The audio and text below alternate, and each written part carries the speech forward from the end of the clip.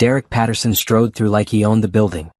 His Italian leather shoes clicked against the polished floor as he approached the nurse's station, his face already twisted in irritation. "I've been waiting 20 minutes, he announced to no one in particular, loud enough for everyone in the corridor to hear. 20 minutes for a pre-surgery consultation I scheduled weeks ago. Is this how you run a hospital?" The nurse behind the desk, a patient woman named Rita who had seen every type of personality in her 30 years of service, maintained her calm smile. "Mr. Patterson, Dr. Coleman will be with you shortly. She's just finishing with another patient." "Dr. Coleman," Derek scoffed, checking his expensive watch again. "I was told I'd have the best cardiac surgeon in the region. I paid extra for premium care. This is ridiculous." Down the hallway, a figure emerged from the staff lounge. She wore standard surgical scrubs in navy blue, and her pregnant belly was visible beneath the loose fabric. She carried a tablet and a coffee cup, walking with the unhurried confidence of someone who knew exactly where they were going and why. Her dark hair was pulled back in a neat bun, and despite the exhaustion that came with being 6 months pregnant while maintaining a demanding surgical schedule, her posture was perfect. Derek's eyes landed on her, and his expression shifted from irritation to barely concealed disgust. He elbowed the man standing next to him, another patient waiting for an appointment, and spoke in a voice that carried down the entire corridor. "You see that?" Derek said, gesturing toward the pregnant woman approaching the nurse's station. "That's exactly what's wrong with healthcare today. They'll hire anyone. Look at her waddling around in scrubs. Probably can't even reach over that belly to do anything useful." The other patient looked uncomfortable and stepped away slightly, but Derek was on a roll, his voice growing louder. "My company has standards," he continued, addressing the nurses now. "We don't let people work when they're clearly not fit for the job. How is someone in that condition supposed to handle medical emergencies? It's irresponsible.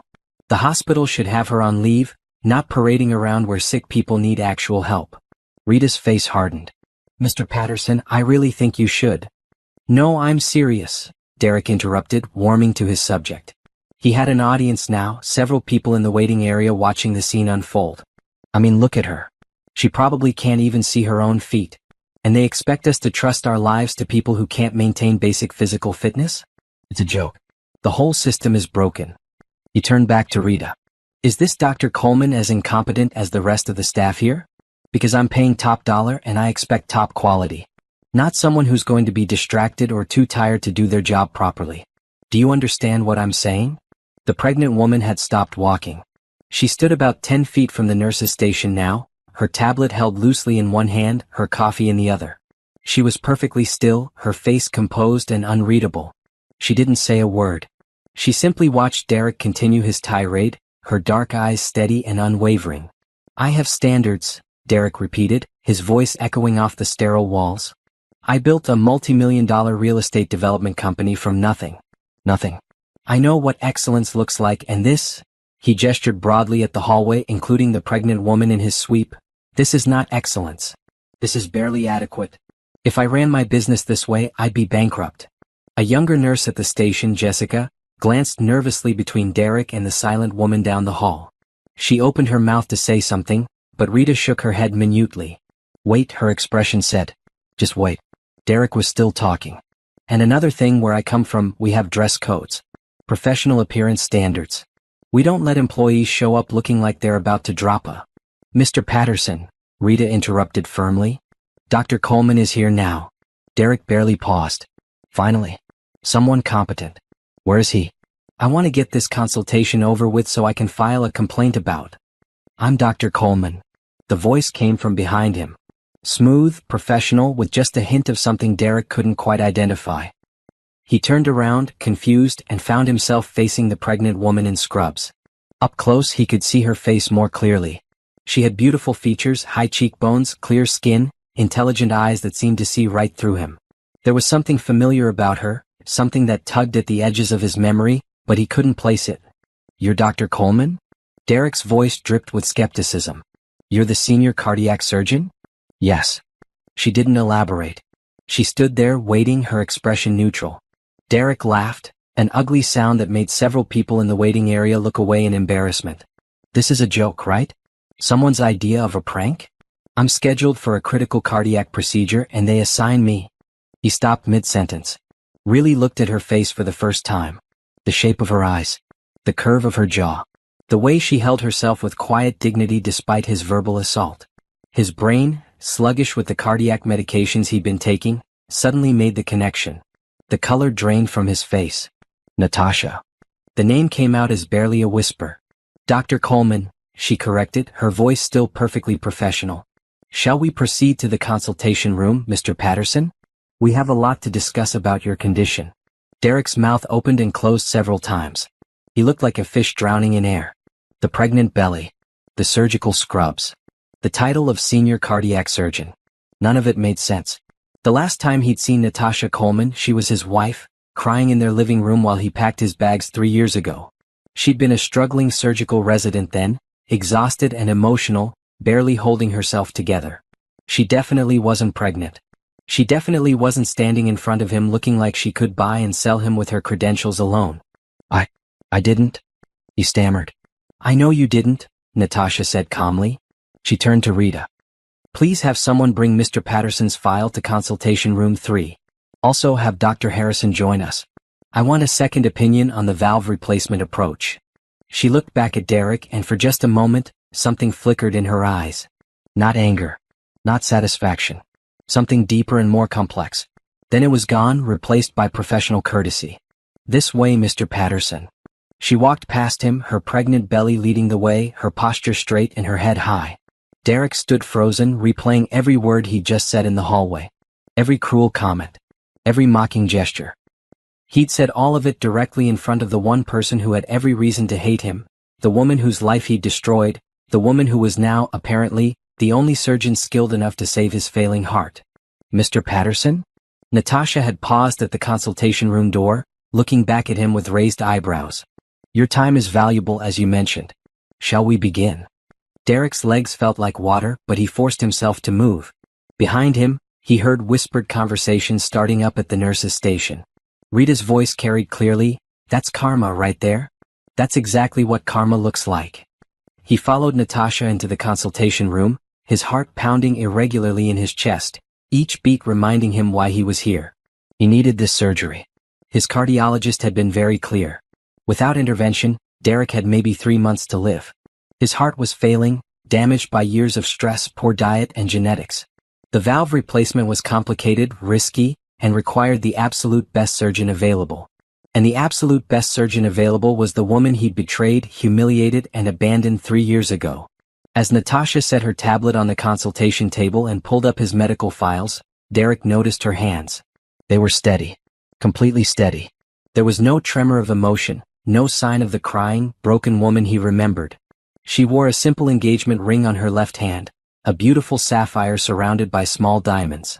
Different from the modest gold band he'd given her during their marriage. She was different. Everything about her was different.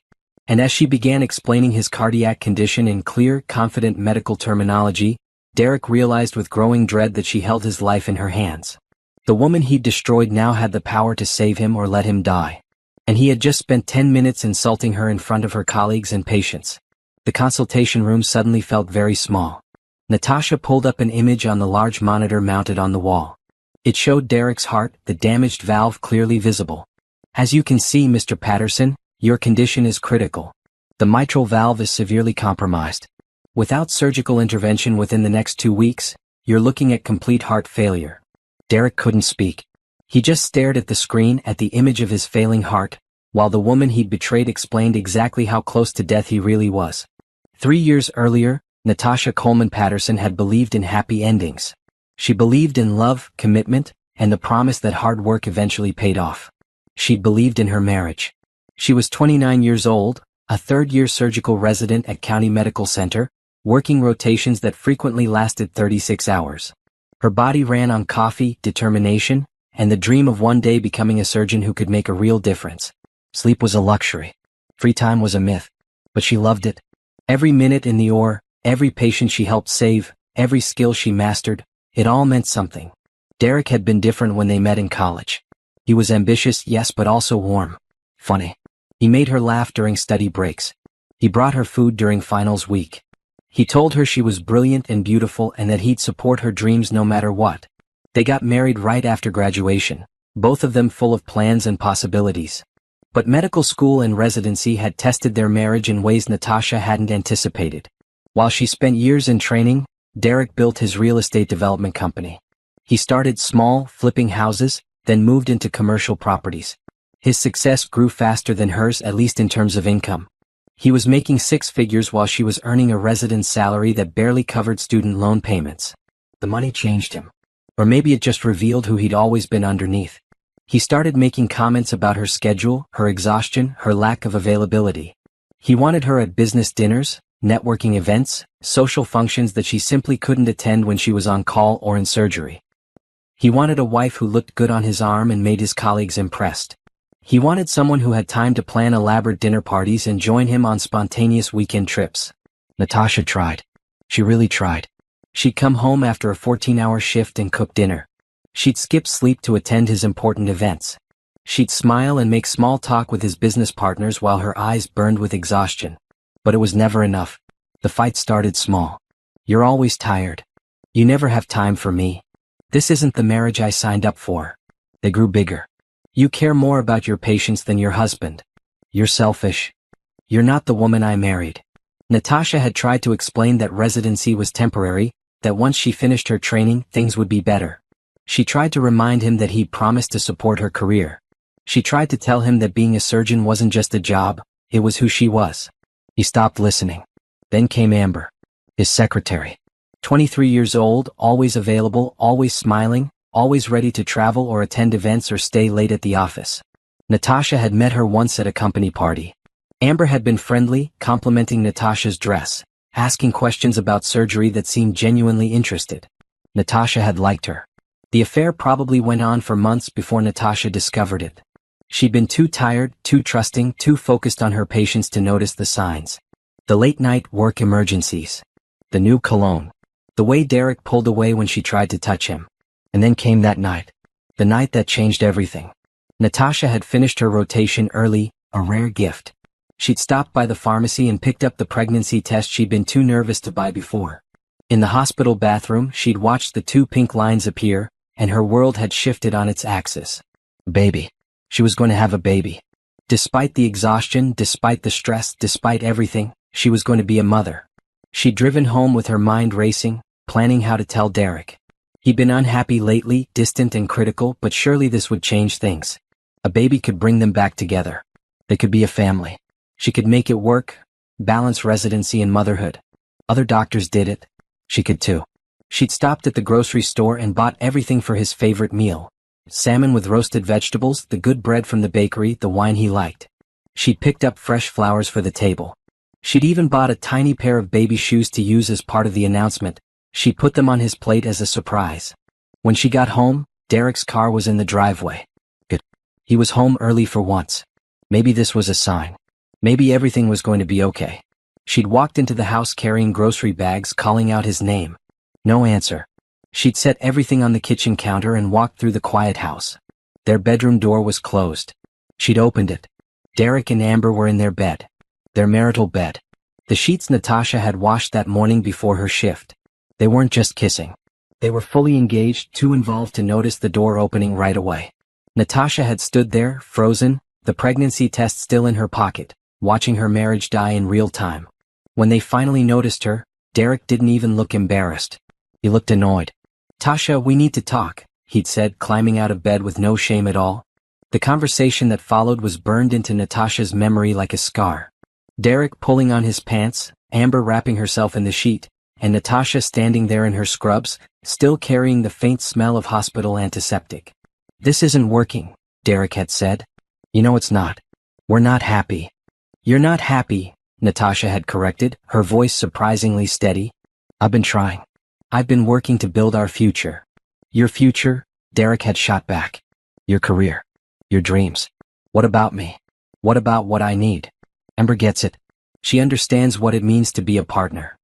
"She's been screwing my husband in my bed," Natasha had said.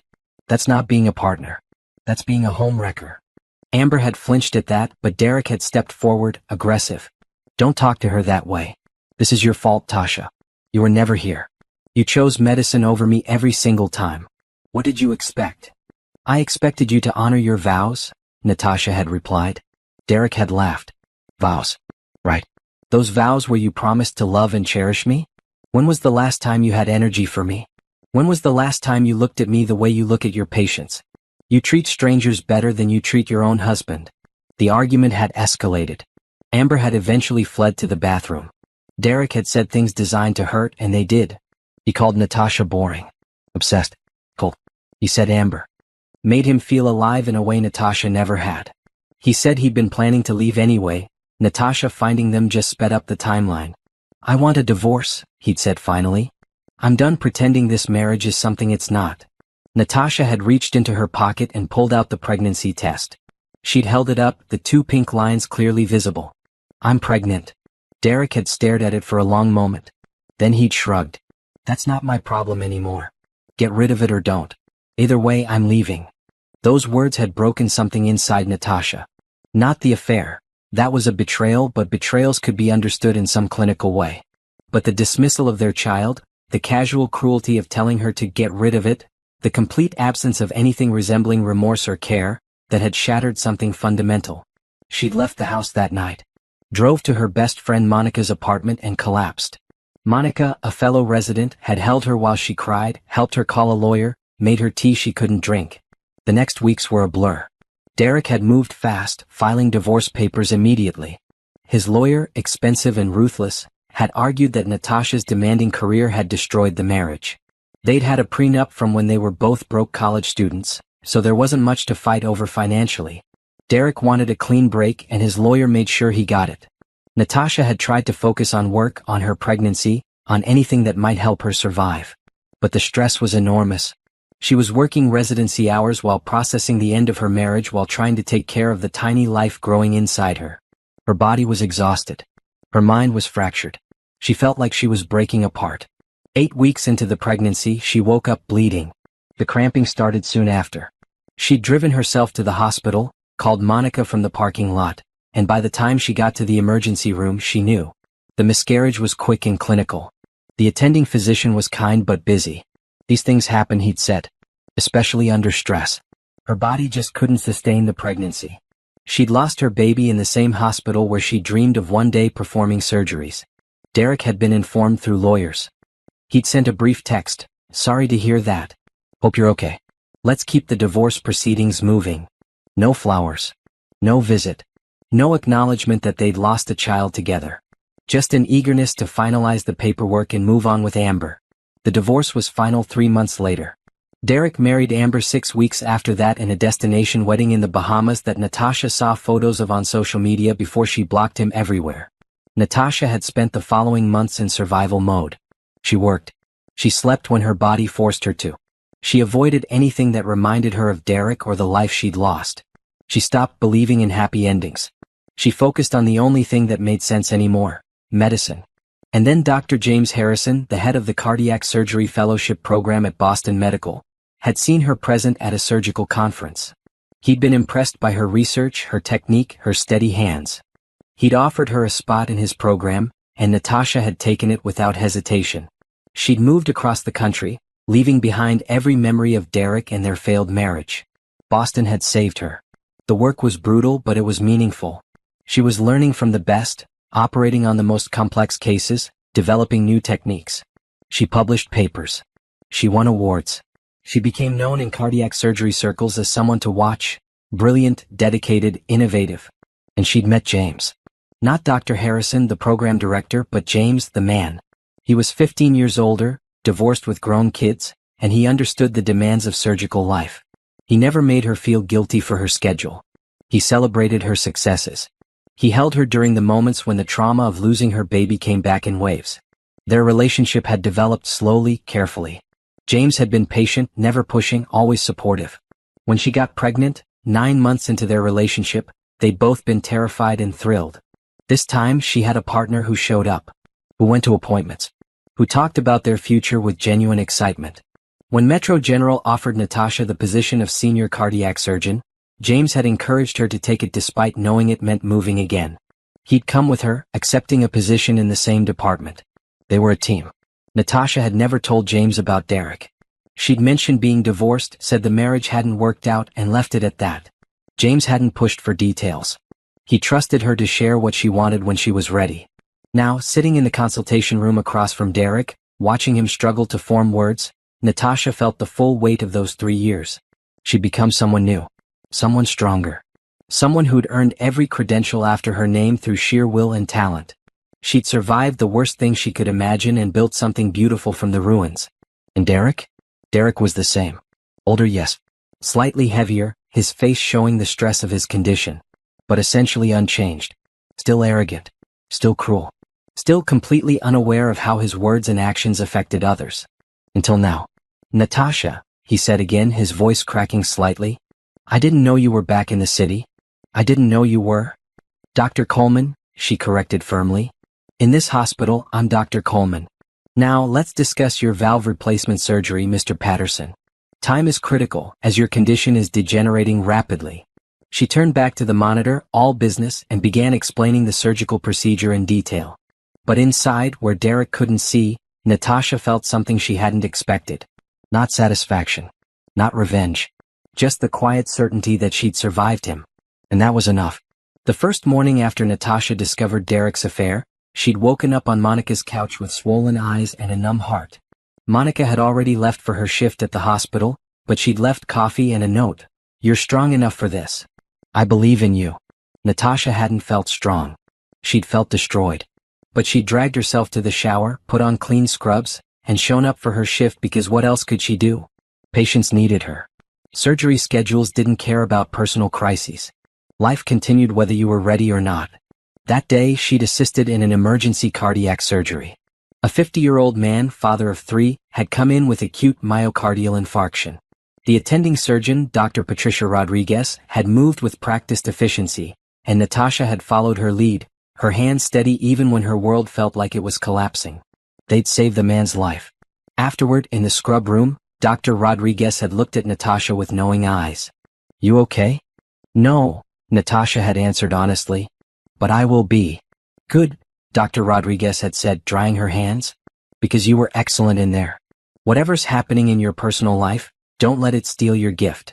Medicine will save you if you let it. Those words had become Natasha's lifeline. Medicine will save you if you let it. The divorce proceedings had been ugly but quick. Derek's lawyer had pushed hard, and Natasha had been too exhausted to fight over furniture and bank accounts that meant nothing anymore. She'd signed everything, taken her maiden name back legally, and focused on the only thing that mattered, her training. The miscarriage had come during her busiest rotation, trauma surgery. She'd lost the baby on a Tuesday morning and was back in the OR by Thursday. Too soon, Monica had said. Too fast, her body had protested. But Natasha couldn't stop.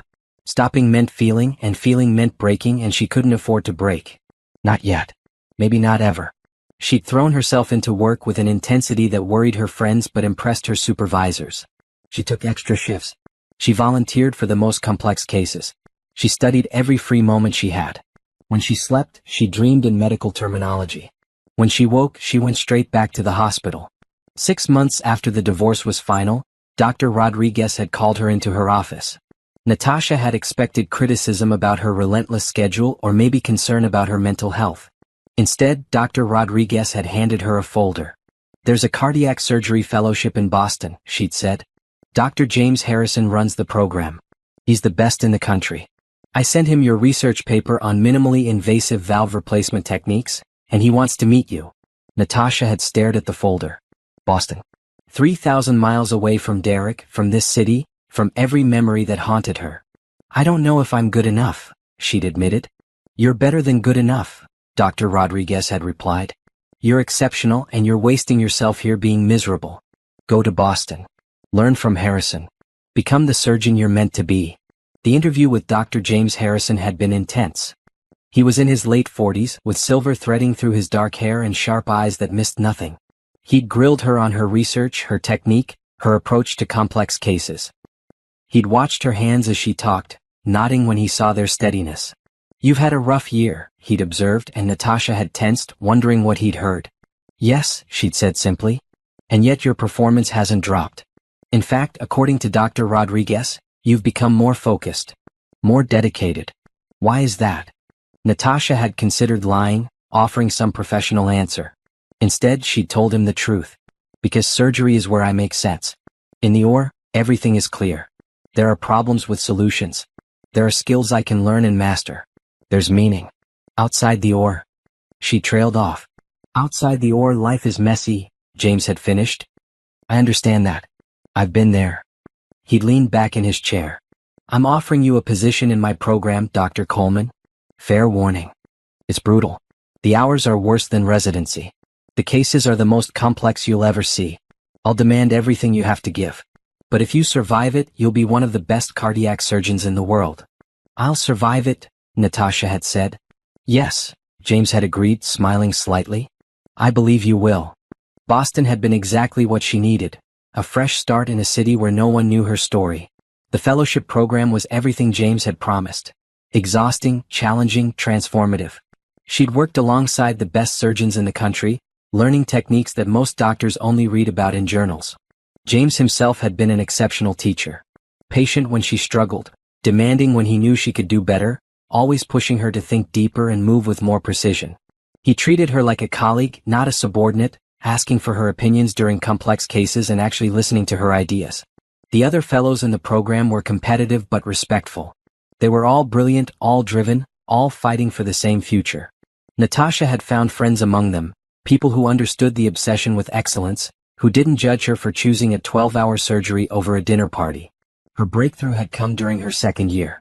She'd been assisting James on a pediatric valve replacement, a 7-year-old girl born with a congenital defect. The standard approach wasn't working. The girl's heart was too small, the anatomy too complicated. James had been ready to close and try again in a few months when the girl was bigger.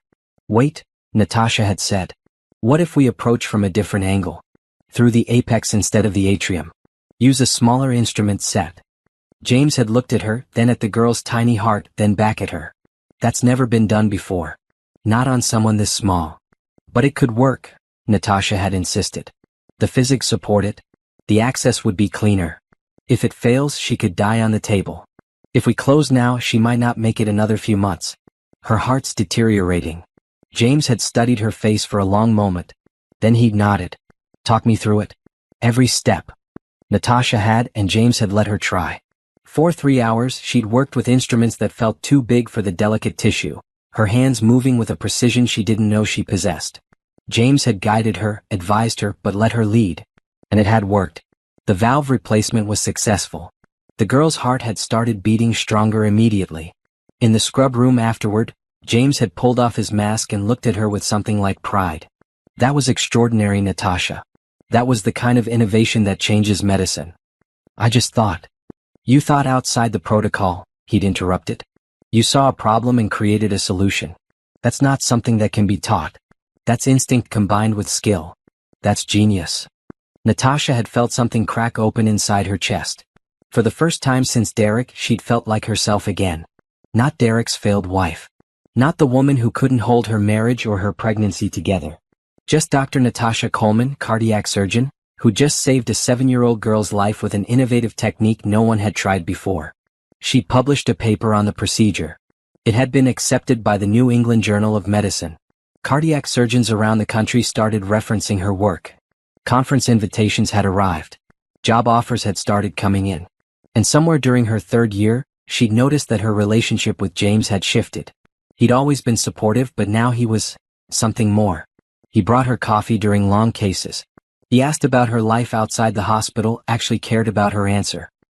He made her laugh, which she'd almost forgotten how to do. The first time he'd asked her to dinner, she'd panicked. Dr. Harrison, I don't think. James, he'd corrected. Outside the hospital, I'm James. And I'm not asking as your program director. I'm asking as a man who's developed feelings for someone remarkable. That's complicated, she'd said. Everything worthwhile is complicated, he'd replied. But I'm patient. Think about it. No pressure. She'd thought about it for 2 weeks. During that time, she'd watched him more carefully. Noticed how kind he was with patients. How respectful he was with nurses and junior staff. How he never used his position to intimidate or demean. How he talked about his ex-wife with sadness but no bitterness. How he called his adult kids regularly and actually listened when they talked. He was nothing like Derek. So she'd said yes to dinner. Then yes to another. And slowly, carefully, she'd let herself trust again. James never pushed. Never demanded she sacrifice her career for him. Never made her feel guilty for choosing surgery. Instead, he celebrated her successes like they were his own. When the pregnancy test came back positive a year into their relationship, Natasha had sobbed in the bathroom. Terror, joy, grief for the baby she'd lost. Everything had crashed into her at once. She'd been afraid to tell James, afraid he'd react like Derek had. Instead, he'd held her and cried with her. "This is a gift," he'd whispered. "This is a second chance. And I'm going to be here for all of it. Every appointment. Every moment. I promise you." And he had been. When Metro General had contacted her with their offer, senior cardiac surgeon, youngest person ever appointed to the position, generous salary, state-of-the-art facilities, she'd been shocked. James had been proud.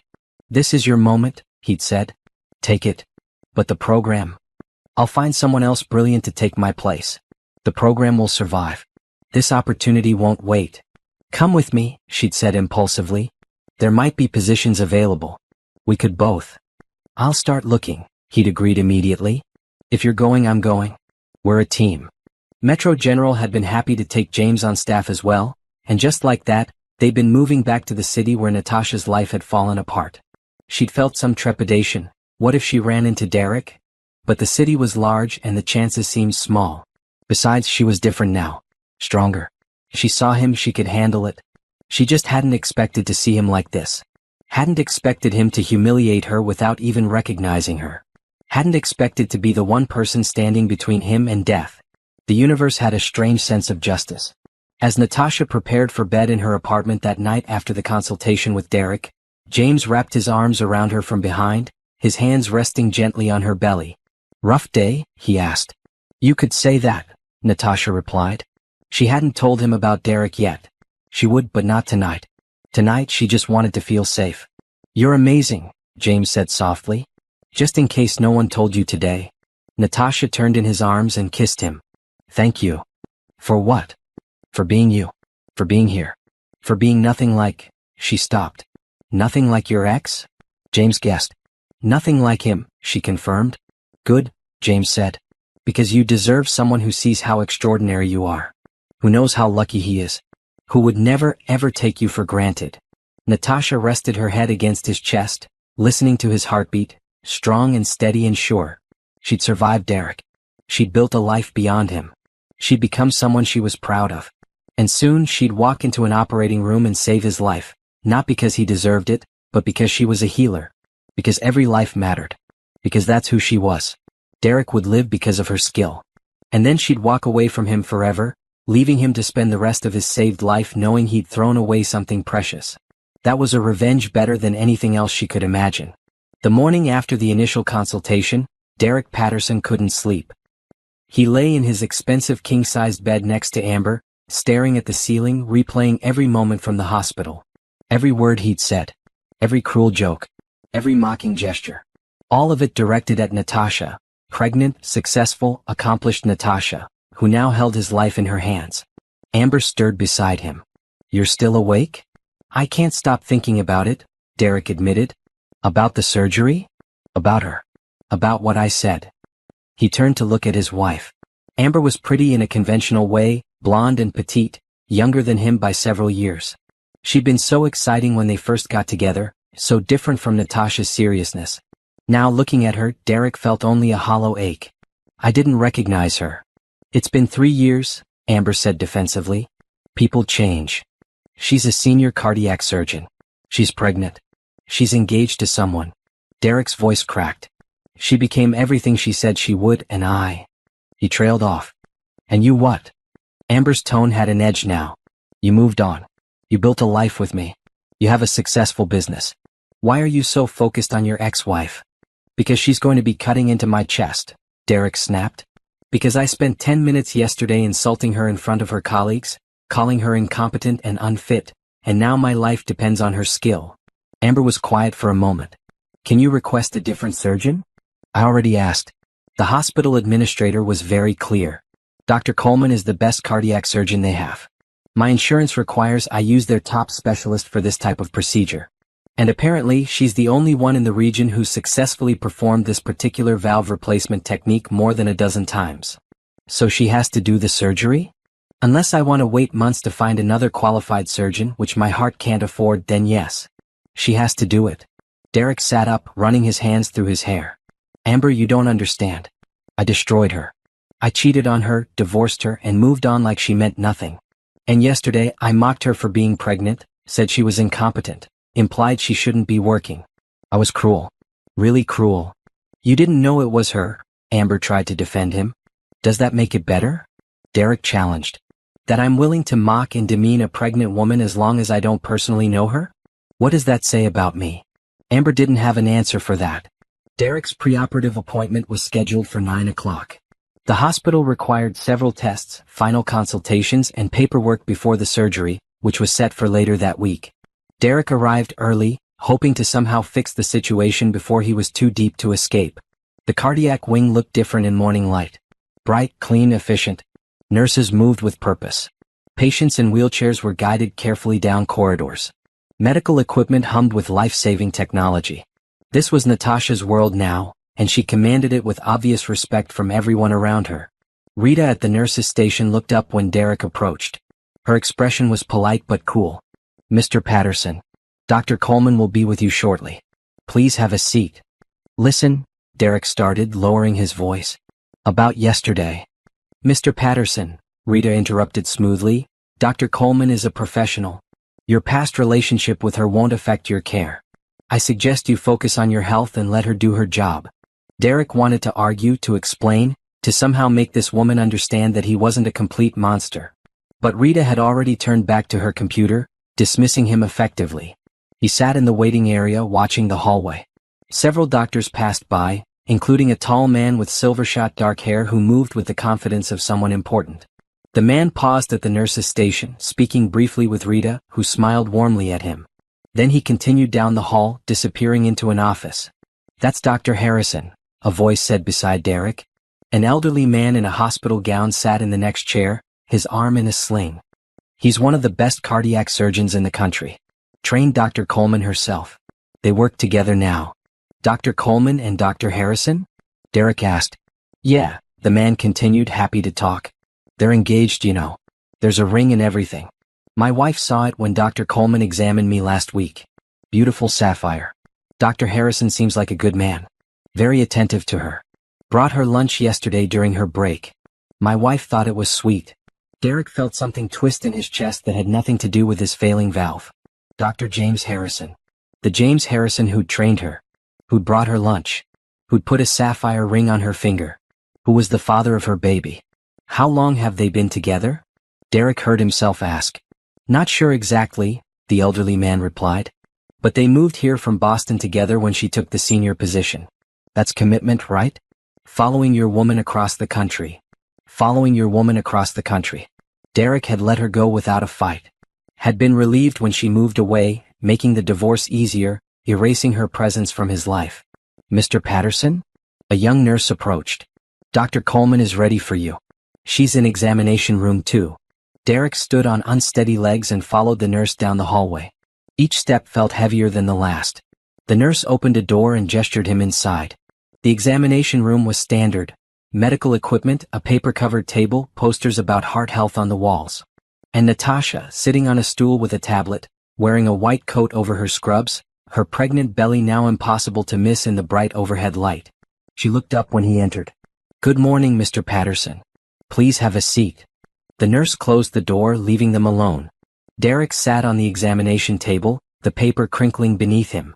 For a long moment, neither of them spoke. Natasha, Derek started. Dr. Coleman, she corrected again, her voice firm but not unkind. In this hospital, we maintain professional boundaries. It's better that way. Right. Dr. Coleman. Derek swallowed hard. About yesterday, I need to apologize. I said terrible things. I didn't know it was you, but that's not an excuse. I shouldn't have spoken about anyone that way. I was rude and unprofessional and... You were yourself, Natasha interrupted calmly. That's who you were yesterday, and that's who you've always been. Let's not pretend this is new behavior, Mr. Patterson. The words hit like a physical blow.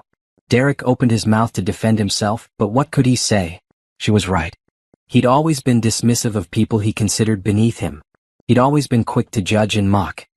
He treated her that way during their marriage, making her feel small for her exhaustion, for her dedication to medicine, for not prioritizing his needs above everything else. I'm going to be very clear with you, Natasha continued, standing up and approaching him with a stethoscope. Your surgery is scheduled for Thursday morning at 6. It will take approximately 4 to 6 hours, depending on complications. Your heart is in worse shape than initial scans showed, which means the risk is higher than we first discussed. There's about a 15% chance you won't survive the procedure. Derek's blood ran cold. 15%? Yes. Natasha pressed the stethoscope to his chest, listening intently. Her face was impassive, focused entirely on his heartbeat. After a moment she stepped back. Your heart is struggling. The damaged valve is causing fluid backup into your lungs. You're probably experiencing shortness of breath, fatigue, occasional chest pain. All of that will get worse without intervention. Within 3 weeks, maybe 4, you'll experience complete heart failure. That's a death sentence. And with the surgery? With the surgery, if you survive the initial procedure, you have an 85% chance of full recovery. You'll need to make lifestyle changes, diet, exercise, stress management. But you could live another 30 or 40 years. Derek looked at her face, searching for any sign of emotion. Anger, satisfaction, revenge, anything that might indicate she was planning to let him die on the operating table. He found nothing. She was completely professional, her expression neutral, her voice clinical. Will you?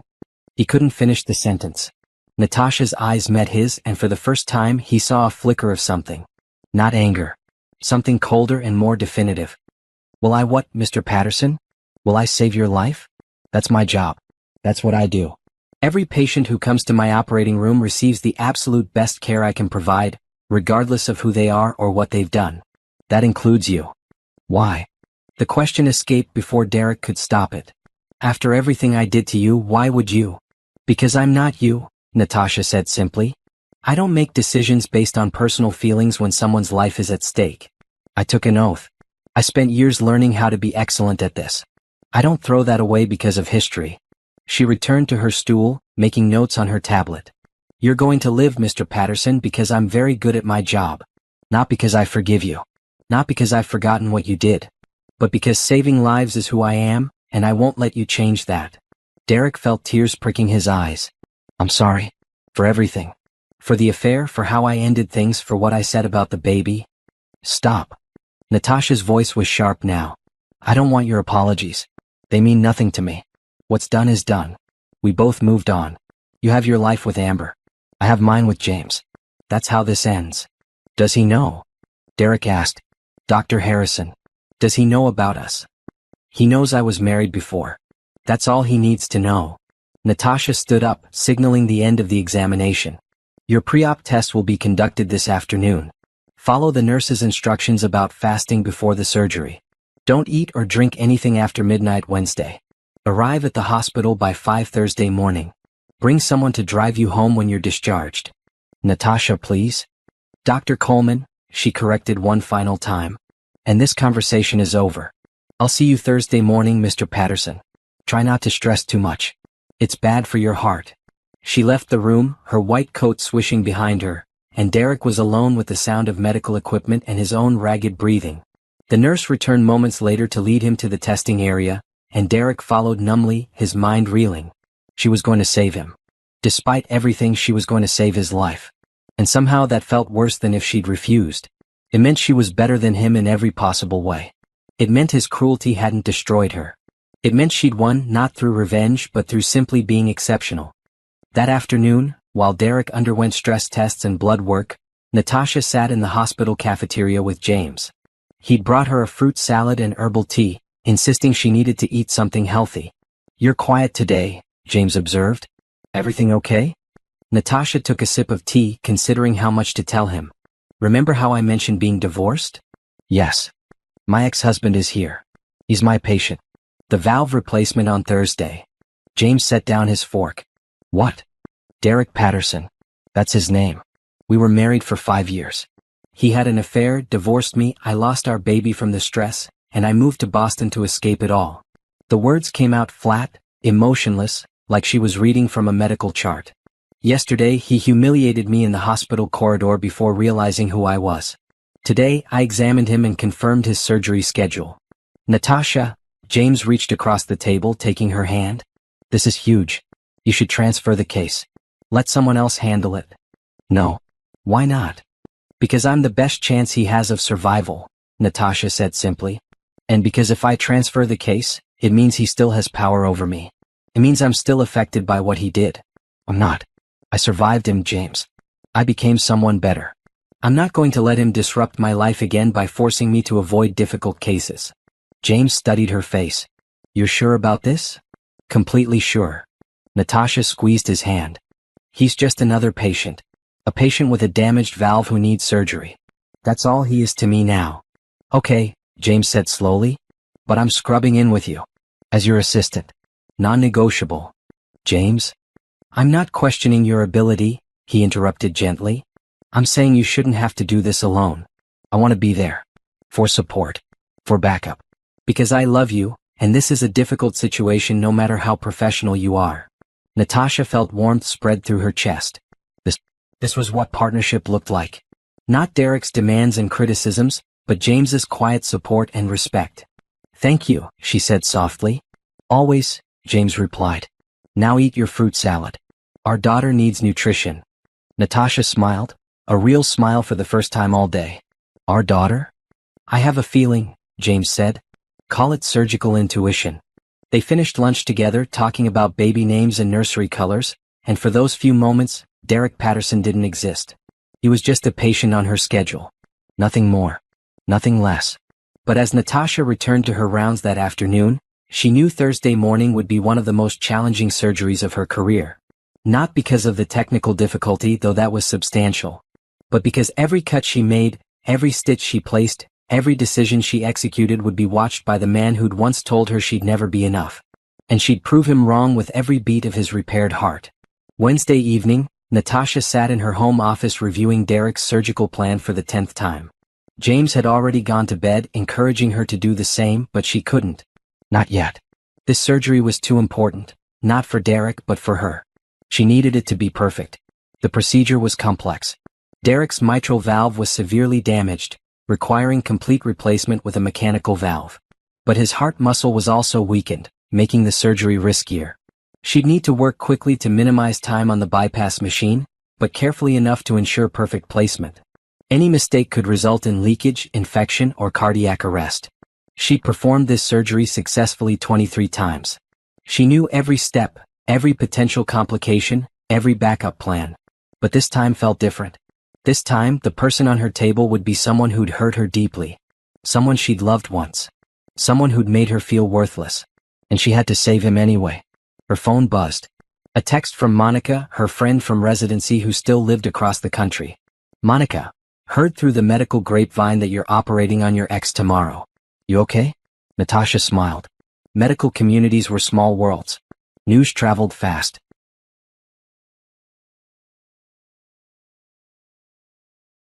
Natasha, I'm fine.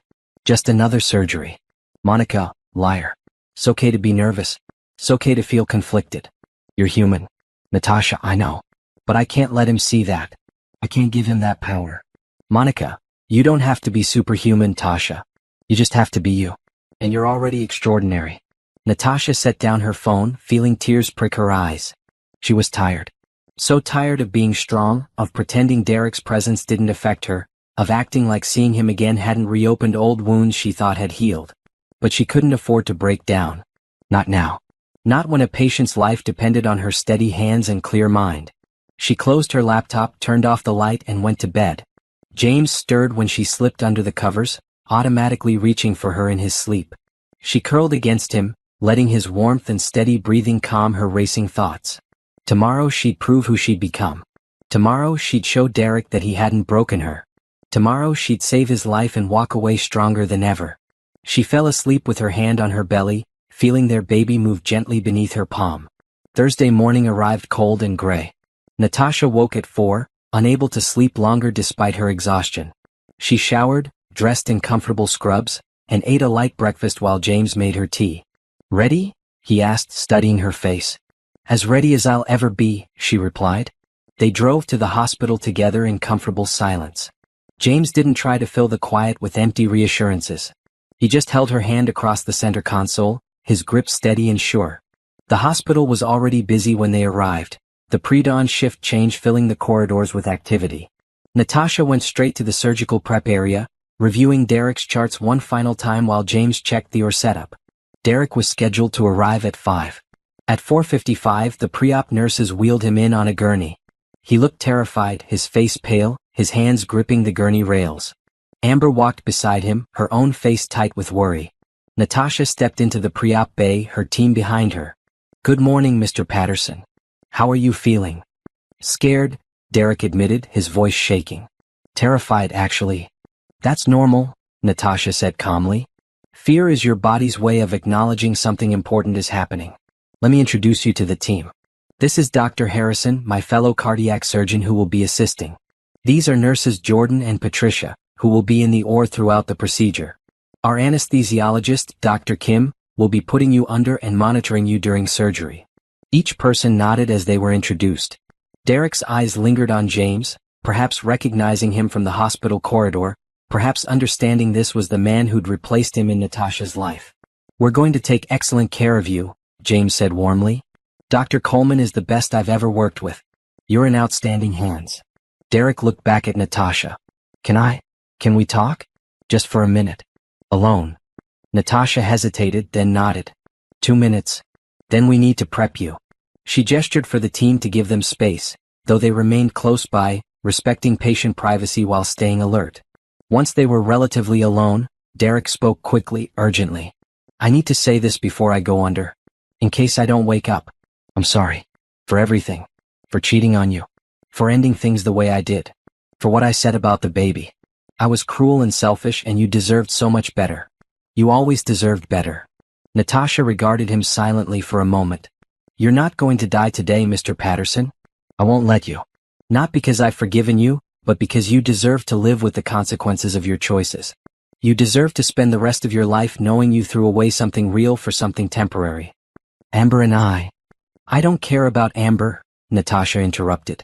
"I don't care about your marriage or your life or your regrets. What I care about is that you walk out of this hospital healthy so you can never, ever say that I was less than exceptional. That's my revenge, Mr. Patterson. Not your death. Your survival. Your complete recovery. Every beat of your repaired heart will remind you that I saved you when I could have walked away." Derek stared at her, speechless. "Now," Natasha continued briskly, "let's go over the consent forms one more time. You understand the risks? Heart attack, stroke, infection, bleeding, death." "Yes," Derek whispered. "And you consent to Dr. Harrison and myself performing the surgery?" "Yes." "Good." Natasha nodded to the team. "Let's move him to OR." The next hours blurred into practiced routine. Derek was transferred to the operating table. Dr. Kim administered anesthesia. The surgical field was prepped, sterile drapes positioned. Lights were adjusted. Instruments were laid out with precision. Music played softly in the background. Natasha preferred classical during complex surgeries, finding the rhythm helped her focus.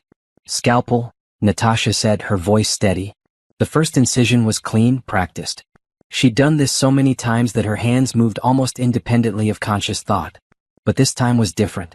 This time, every movement carried the weight of history. James worked opposite her, anticipating her needs with the ease of long practice. They'd performed dozens of surgeries together. They moved like dancers who'd perfected their choreography. "Bypass machine ready," one of the nurses called.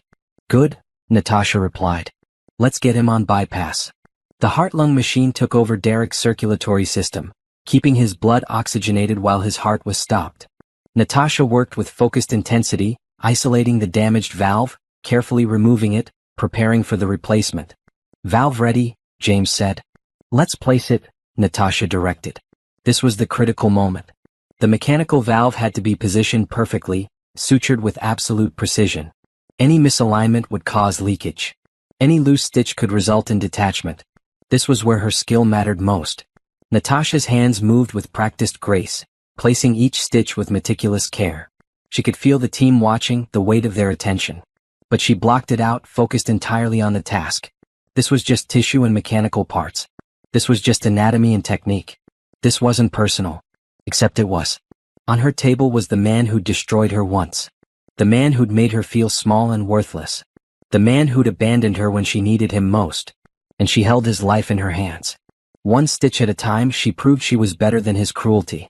One stitch at a time she showed herself she'd survived. One stitch at a time she won. "Valve is secure," she announced after what felt like hours. "Let's test it." They slowly restarted Derek's heart, watching carefully as blood began flowing through the new valve. It worked perfectly. No leakage. No irregularities. Just a strong, steady heartbeat that would keep him alive for decades. "Beautiful work," James said quietly. Natasha nodded, already moving to close. She worked with the same meticulous care, ensuring every layer was properly repaired, every stitch placed for optimal healing. She was thorough, precise, refusing to rush despite the hours already spent. Finally, it was done. Derek's chest was closed, bandaged, ready for recovery. "Time?" Natasha asked. 6 hours, 14 minutes, Dr. Kim reported. "Good. Let's get him to recovery." Natasha stepped back from the table, pulling off her gloves. "Excellent work, everyone. Thank you." As the nurses wheeled Derek to the ICU, Natasha walked to the scrub room. James followed, closing the door behind them. "That was extraordinary," he said. "Even for you, that was exceptional." Natasha scrubbed her hands slowly, methodically, watching pink-tinged water swirl down the drain. "I needed it to be perfect." It was more than perfect. It was art. James came up behind her, resting his hands gently on her shoulders. "Are you okay?" "I don't know," Natasha admitted. The adrenaline was fading, leaving exhaustion in its wake. "I just saved the life of a man who destroyed mine. I don't know what I'm supposed to feel." "There's no supposed to," James said gently. "Whatever you feel is valid." Natasha dried her hands, turning to face him. "I feel empty. Like I expected this to matter more. To feel like triumph or revenge or something. But it just feels like another surgery." "Maybe that's the real victory," James suggested. "That he's just another patient to you now. That he doesn't have power over your emotions anymore." Natasha considered that. Maybe James was right. Maybe the fact that she felt nothing was the truest sign she'd moved past Derek completely. "Come on," James said. "You need to eat something. And then you need to update his family." "Right, Amber." Natasha had almost forgotten about Derek's wife. In the surgical waiting room, Amber sat alone, her face streaked with old tears, her hands twisting a tissue. She looked up when Natasha entered, hope and fear warring in her expression. "How is he?" Amber asked immediately. "The surgery was successful," Natasha said professionally. "The valve replacement went very well. He'll be in ICU for the next 24 hours for monitoring, then moved to a regular recovery room. If there are no complications, he should be discharged in 4 to 5 days." Amber burst into tears. "Thank you. Thank you so much. I know. I know things between you and Derek are complicated. But thank you for saving him." Natasha felt a flicker of something, not quite pity but understanding. Amber was young, probably not much older than Natasha had been when she married Derek. Young and naive enough to believe Derek when he said his marriage had been loveless, that Natasha was cold and career-obsessed, that he'd been trapped and unfulfilled. "You're welcome," Natasha said simply. "A nurse will come get you when he's awake enough for visitors. He'll be groggy from anesthesia, so don't expect him to make much sense at first." "Can I ask you something?" Amber said suddenly. Did you want him to die? On the table?" The question hung in the air between them. Natasha could have lied, said of course not, maintained the professional facade. Instead, she answered honestly. "No," she said. "I wanted him to live. I wanted him to wake up and recover fully and have decades of life ahead of him. Because every day he lives, he'll know that I saved him. That the woman he threw away became someone excellent enough to hold his life in her hands. That's worth more than his death ever could be." Amber stared at her, understanding slowly dawning. "You won." "We both won," Natasha corrected. "I got the career and life I always wanted. You got Derek. Everyone got what they deserved." She left before Amber could respond, walking back through the hospital corridors to her office. James was waiting there with food and sympathy, and together they sat in comfortable silence while Natasha processed the morning. Derek would live. He'd recover. He'd go home with Amber and return to his real estate company and his comfortable life. And Natasha would continue being Dr. Coleman, saving lives, teaching residents, preparing for her daughter's birth. Their paths had crossed one final time, and now they'd diverge forever. That felt right. That felt like closure. In the ICU, Derek woke slowly, his chest aching, machines beeping around him. The first face he saw was a nurse checking his vitals. The second was Amber's, relieved and tear-stained. But the face he couldn't stop thinking about was Natasha's. Her steady hands. Her brilliant skill. Her complete professionalism despite everything he'd done. She'd saved him. And somehow that hurt worse than dying ever could. Derek spent 3 days in the ICU, his body adjusting to the new mechanical valve clicking steadily in his chest. Every beat was a reminder. Every mechanical tick-tick-tick was Natasha's skill keeping him alive. He found himself touching his chest constantly, feeling the bandages, the surgical tape, the proof that she'd cut him open and fixed what was broken. Physically broken anyway. The rest of him remained a mess. Amber visited constantly, bringing magazines he didn't read, talking about their house, his business, plans for when he got home. Derek nodded and made appropriate responses, but his mind was elsewhere. He kept watching the ICU entrance, waiting for Natasha to appear on rounds. She came twice daily, always with an entourage of residents and nurses. She'd check his vitals, review his charts, ask clinical questions about pain levels and breathing, and move on. She never stayed long. She never made eye contact longer than necessary. She treated him exactly like every other patient, with competent care and complete emotional distance. Dr. Harrison, James, Derek had learned his name was James, accompanied her each time. He was attentive to Derek as a patient but more attentive to Natasha, his hand occasionally touching her lower back, guiding her when she looked tired, carrying her tablet when her arms were full. They moved together with easy familiarity, the kind that came from deep trust and genuine affection. Derek had never looked at Natasha that way during their marriage. He realized that now, watching James's careful attention.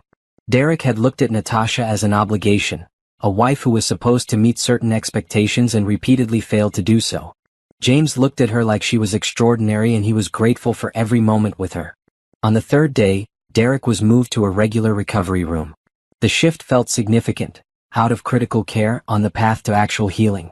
Amber had gone home to shower and change clothes, promising to return soon, leaving Derek alone for the first time since the surgery. A knock on his door interrupted his thoughts. "Come in," he called, expecting a nurse. Instead, Natasha entered, alone this time, carrying his discharge paperwork.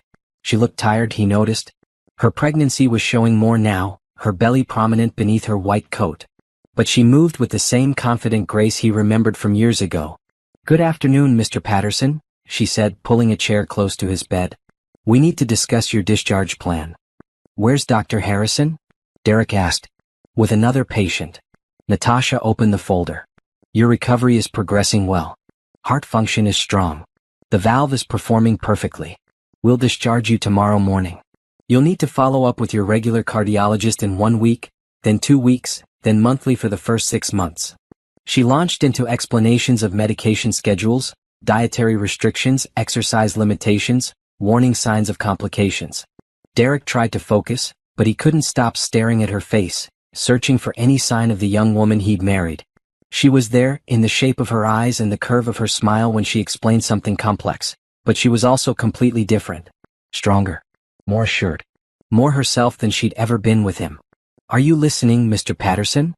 Natasha asked, a hint of impatience in her tone. "Why did you become a cardiac surgeon?" The question escaped before Derek could think better of it.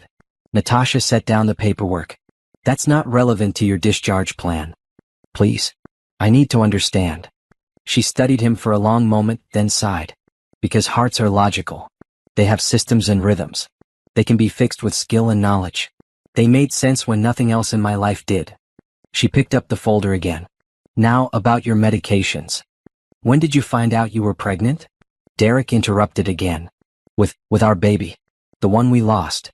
Natasha's hand stilled on the paperwork. When she spoke, her voice was carefully controlled. "The day I came home and found you with Amber. I'd bought a pregnancy test on the way home. I was going to make your favorite dinner and tell you.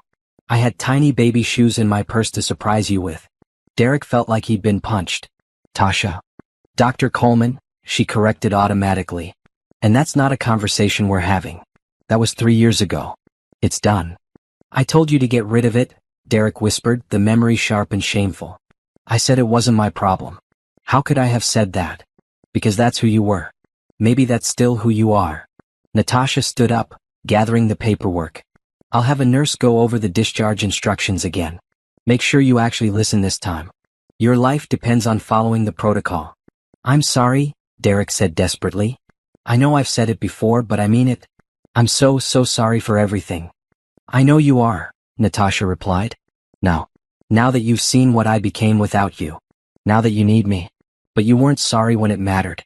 You weren't sorry when I was crying in our apartment, when I was bleeding out our baby in a hospital bed, when I was trying to rebuild my life from nothing. She moved toward the door. Your apologies are 3 years too late, Mr. Patterson. And frankly, I don't need them. I made peace with what happened. I suggest you do the same. She left, and Derek was alone again with the steady tick-tick-tick of his mechanical heart. That night, Amber returned with dinner from his favorite restaurant. She chattered about their house, about work, about the vacation they should plan once he'd recovered. Derek ate mechanically, responding when required, his mind elsewhere. You're quiet, Amber observed. I'm tired, Derek lied. The surgery was a success. You're going to be fine. We can get back to normal soon. Amber reached across the bed to take his hand. I was so scared, Derek. I thought I might lose you. Would that have been so terrible? Derek asked, and immediately regretted it when Amber's face crumpled. How can you say that? Of course it would have been terrible. I love you. Do you? Derek challenged. Or do you love the lifestyle? The house, the money, the status? That's not fair, Amber protested, tears forming. Yes, those things are nice, but that's not why I'm with you. Why are you with me? Derek pressed. Really? What do you see in me besides the comfortable life I can provide? Amber pulled her hand back, hurt and confused. You're upset. You're recovering from major surgery. You don't mean this. Maybe I do, Derek said. Maybe I'm finally seeing things clearly. I destroyed a good woman for you, Amber. I threw away a marriage to someone who actually loved me, who supported me when I had nothing, who believed in me. And for what? For excitement? For youth? For ego? You told me your marriage was dead, Amber said, her voice shaking. You said you and Natasha had nothing in common, that she was cold and distant, that you'd been unhappy for years. I lied, Derek admitted. Or maybe I convinced myself it was true because it was easier than admitting I was bored and selfish. Natasha wasn't cold. She was exhausted from working herself to death while supporting my dreams. She wasn't distant. She was focused on becoming excellent at something that mattered. And I resented her for it. Why are you telling me this now? Amber demanded. Because she saved my life, Derek said. The woman I betrayed, whose baby I dismissed, who I left broken and alone, she spent 6 hours in surgery making sure I survived. She could have let me die. She had every right to. But she didn't because she's better than I ever deserved. Amber stood up, her own face pale. So what are you saying? You want her back? No, Derek said tiredly. She doesn't want me. She made that very clear. She has someone better. Someone who treats her the way I should have. I'm just saying I'm finally seeing the truth. And it's ugly. Amber grabbed her purse. I'm going home. You're clearly not in the right headspace for company. I'll pick you up tomorrow when they discharge you. After she left, Derek lay in the dark, listening to his artificial heart tick. Somewhere in this hospital, Natasha was probably finishing her shift, going home to James, planning for their baby. Living the life Derek could have shared if he hadn't been so spectacularly stupid. He'd survived the surgery just like she'd promised. But he wasn't sure he'd survive knowing what he'd lost.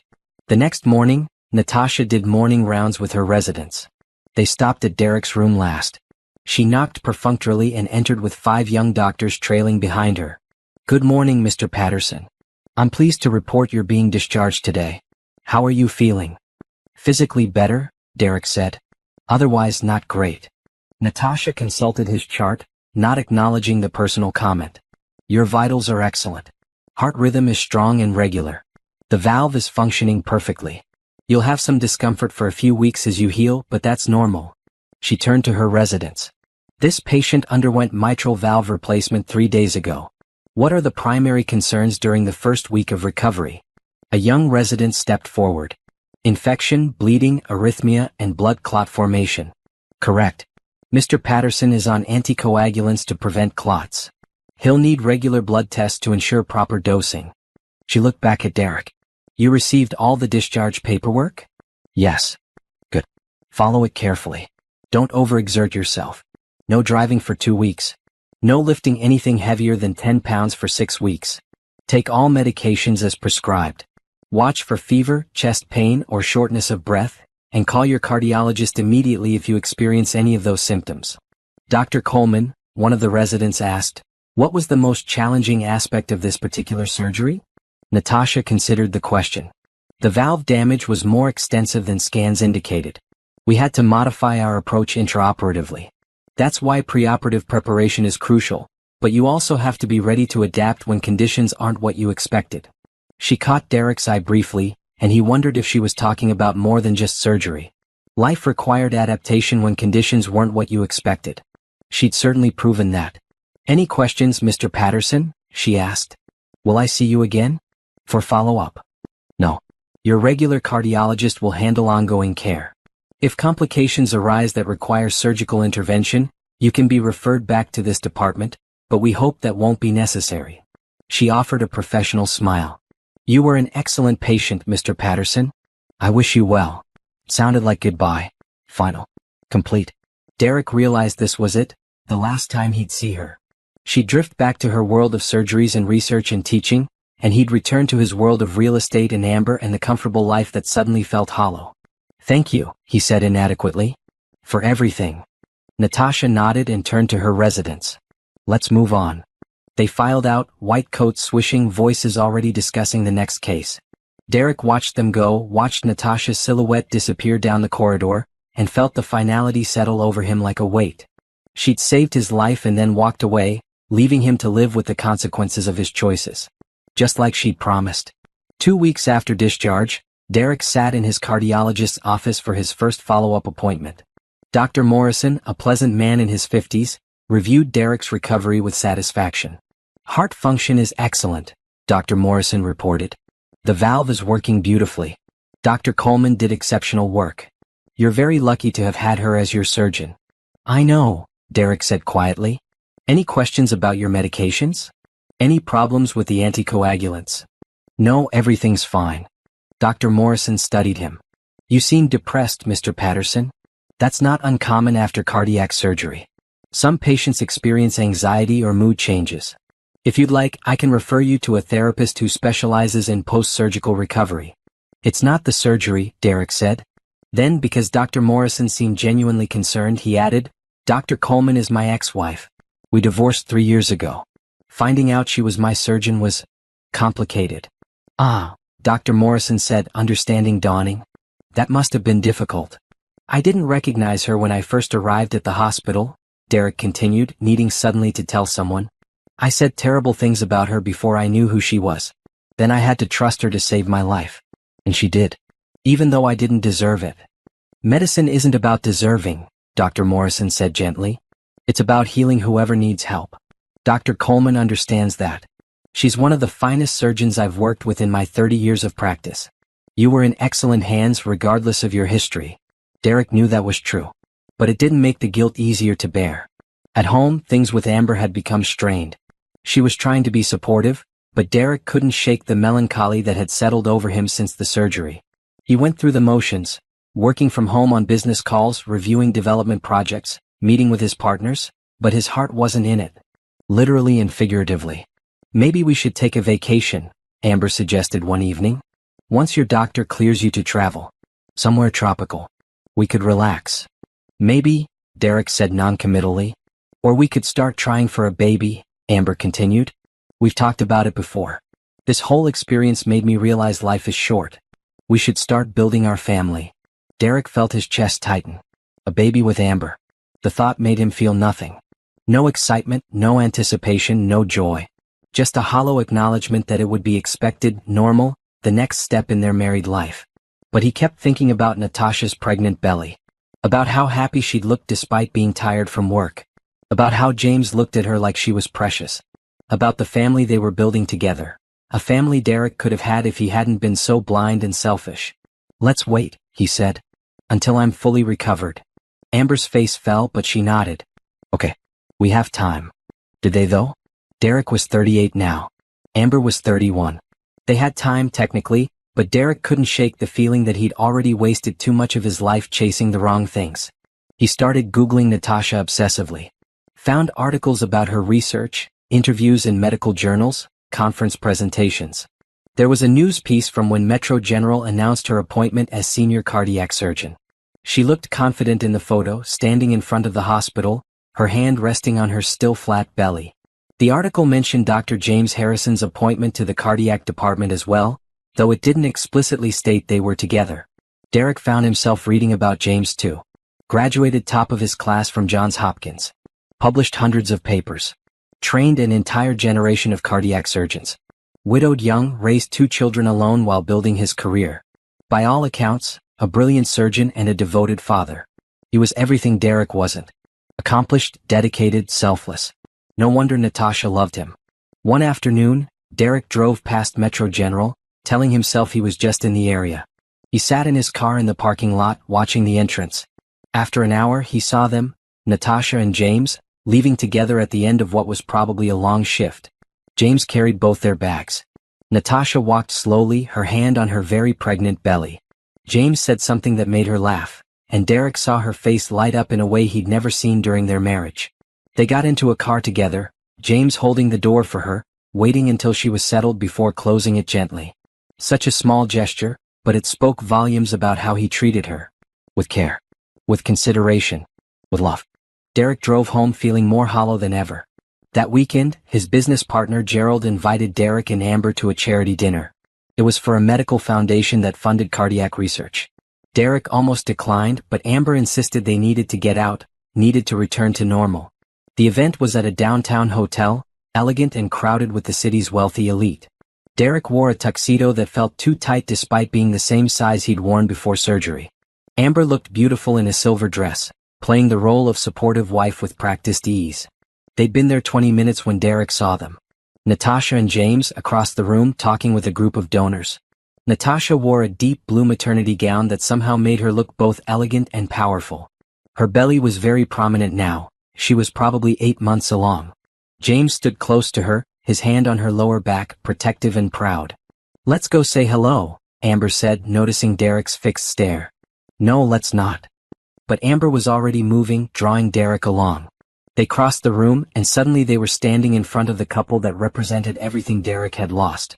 "Dr. Coleman, Dr. Harrison," Amber said brightly. "What a surprise to see you here."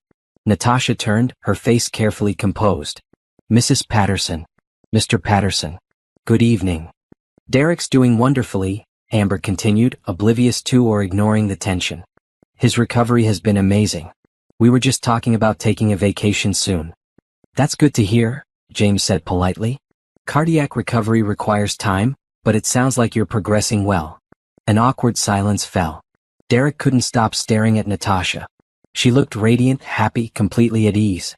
This was her world, medicine, charity making a difference. He'd never really belonged in it, had never understood why it mattered so much to her. "When are you due?" Amber asked, gesturing to Natasha's belly. 6 weeks, Natasha replied. "Though with twins they might come earlier." "Twins?" Derek repeated before he could stop himself. Natasha's hand moved to her belly. "Yes, 2 girls. We're very excited." "Twins." Derek felt the information hit him like a physical blow. Not just 1 baby but 2. 2 daughters. The family Natasha had always wanted, now building with someone else. Someone better. "Congratulations," Derek managed. "That's wonderful. Thank you." Natasha glanced at James, who smiled at her with such open affection that Derek had to look away. "We should go find our table," James said, clearly sensing Derek's discomfort. "It was nice to see you both." They moved away, absorbed immediately into another conversation. Derek watched them go, watched the easy way James's hand stayed on Natasha's back, watched the way she leaned into him slightly, trusting his support. "Derek." Amber touched his arm. "Are you okay? You're pale." "I need air," Derek said and walked quickly toward the hotel's terrace. Outside, the night air was cool and sharp. Derek stood at the railing, his chest aching, not from his surgery but from a different kind of wound. One that wouldn't heal with time or medication or any amount of skilled intervention. He'd lost Natasha years ago, but seeing her tonight, seeing how happy she was, seeing the family she was creating with someone who deserved her, it made the loss feel fresh again. Real. Final. The terrace door opened and Derek tensed, expecting Amber. Instead, James Harrison stepped out, his expression thoughtful. "Mr. Patterson. Mind if I join you?" Derek wanted to say yes, he minded very much. Instead he shrugged. "It's a free country." James stood beside him at the railing, both men looking out at the city lights. For a moment, neither spoke. Then James said, "Natasha told me about your history. About the marriage, the affair, the miscarriage. Everything." Derek's hands tightened on the railing. "What do you want me to say?"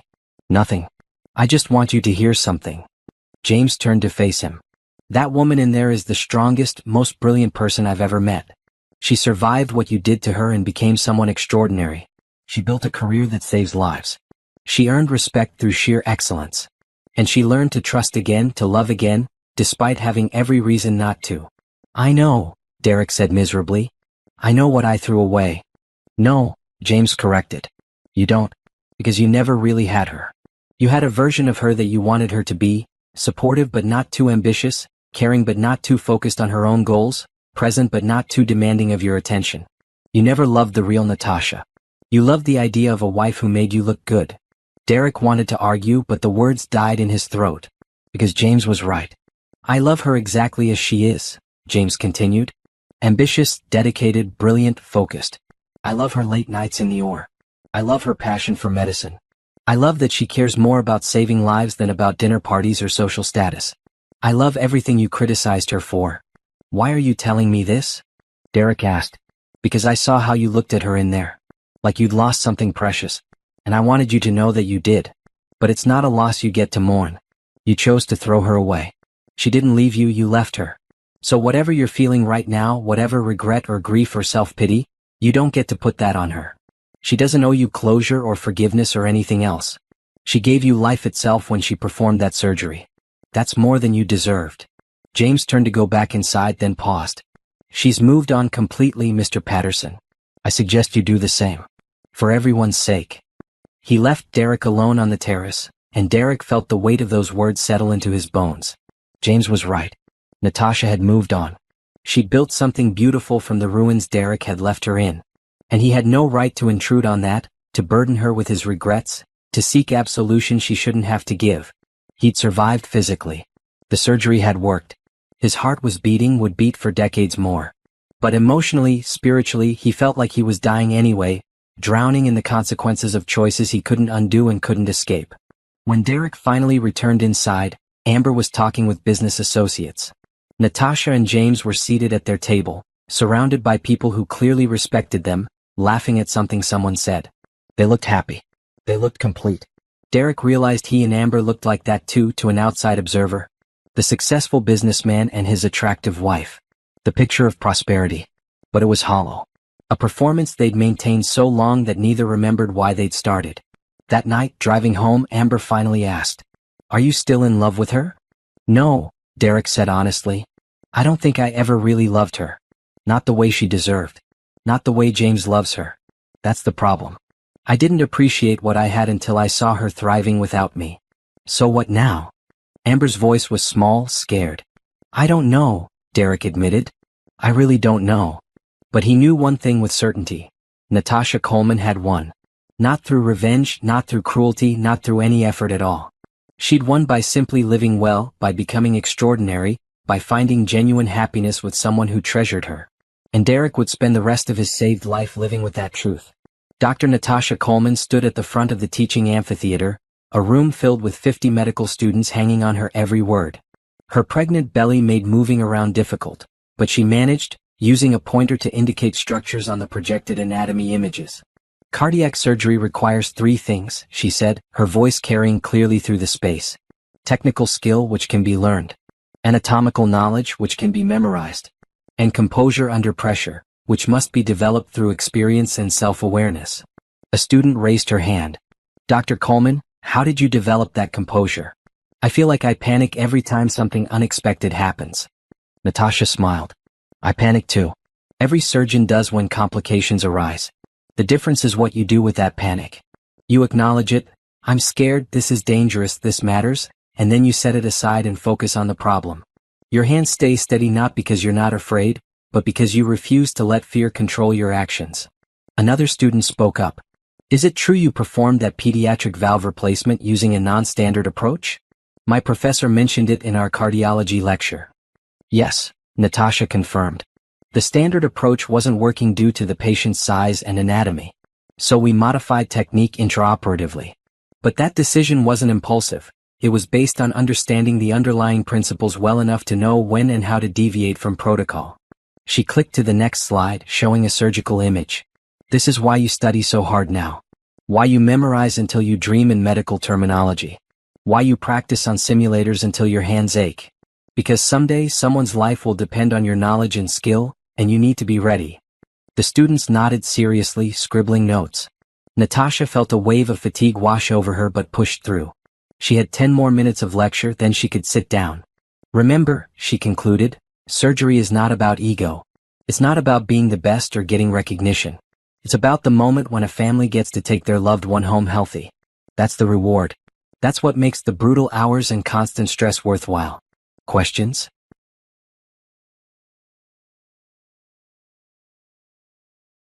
A dozen hands shot up, and Natasha spent another 20 minutes fielding inquiries about technique, residency applications, and career paths. By the time she dismissed the class, she was exhausted. James was waiting outside the amphitheater with a protein bar and water. You did great, but you need to sit down. I'm fine, Natasha protested, even as she gratefully took the food. You're 8 months pregnant with twins and you just stood for 90 minutes teaching, James said firmly. You're not fine, you're stubborn. There's a difference. Natasha laughed, allowing him to guide her to a nearby bench. They sat together and she ate while James rubbed her swollen feet through her shoes without being asked. You don't have to do that, she said. I want to. James looked up at her. I love taking care of you. Let me. I'm not used to it, Natasha admitted. Being taken care of. I know. That's part of what I love about you, your fierce independence. But you can be independent and still let people help. They're not mutually exclusive. A group of residents passed by, several waving respectfully. Dr. Coleman. Great lecture on valve repair last week. Natasha waved back, then turned to James.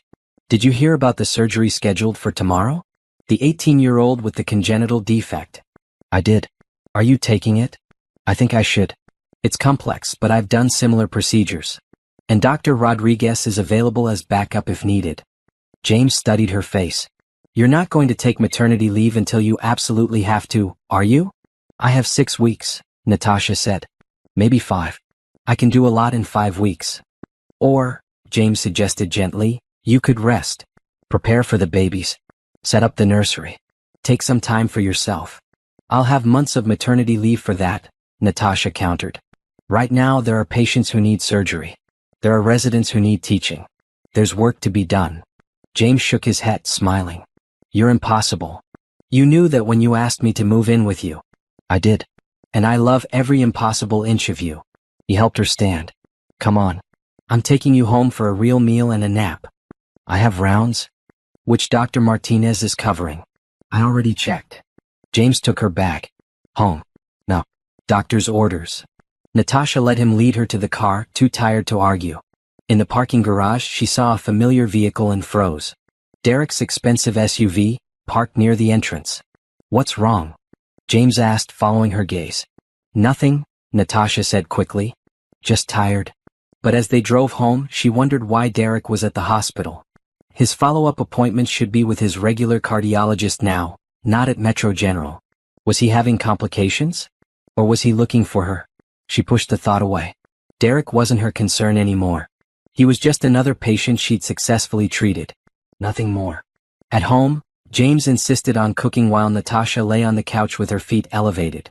Their apartment was spacious and bright, with large windows overlooking the city. The nursery was nearly complete. 2 cribs, a changing table, shelves full of baby books. Everything was ready for their daughters. Have you thought more about names?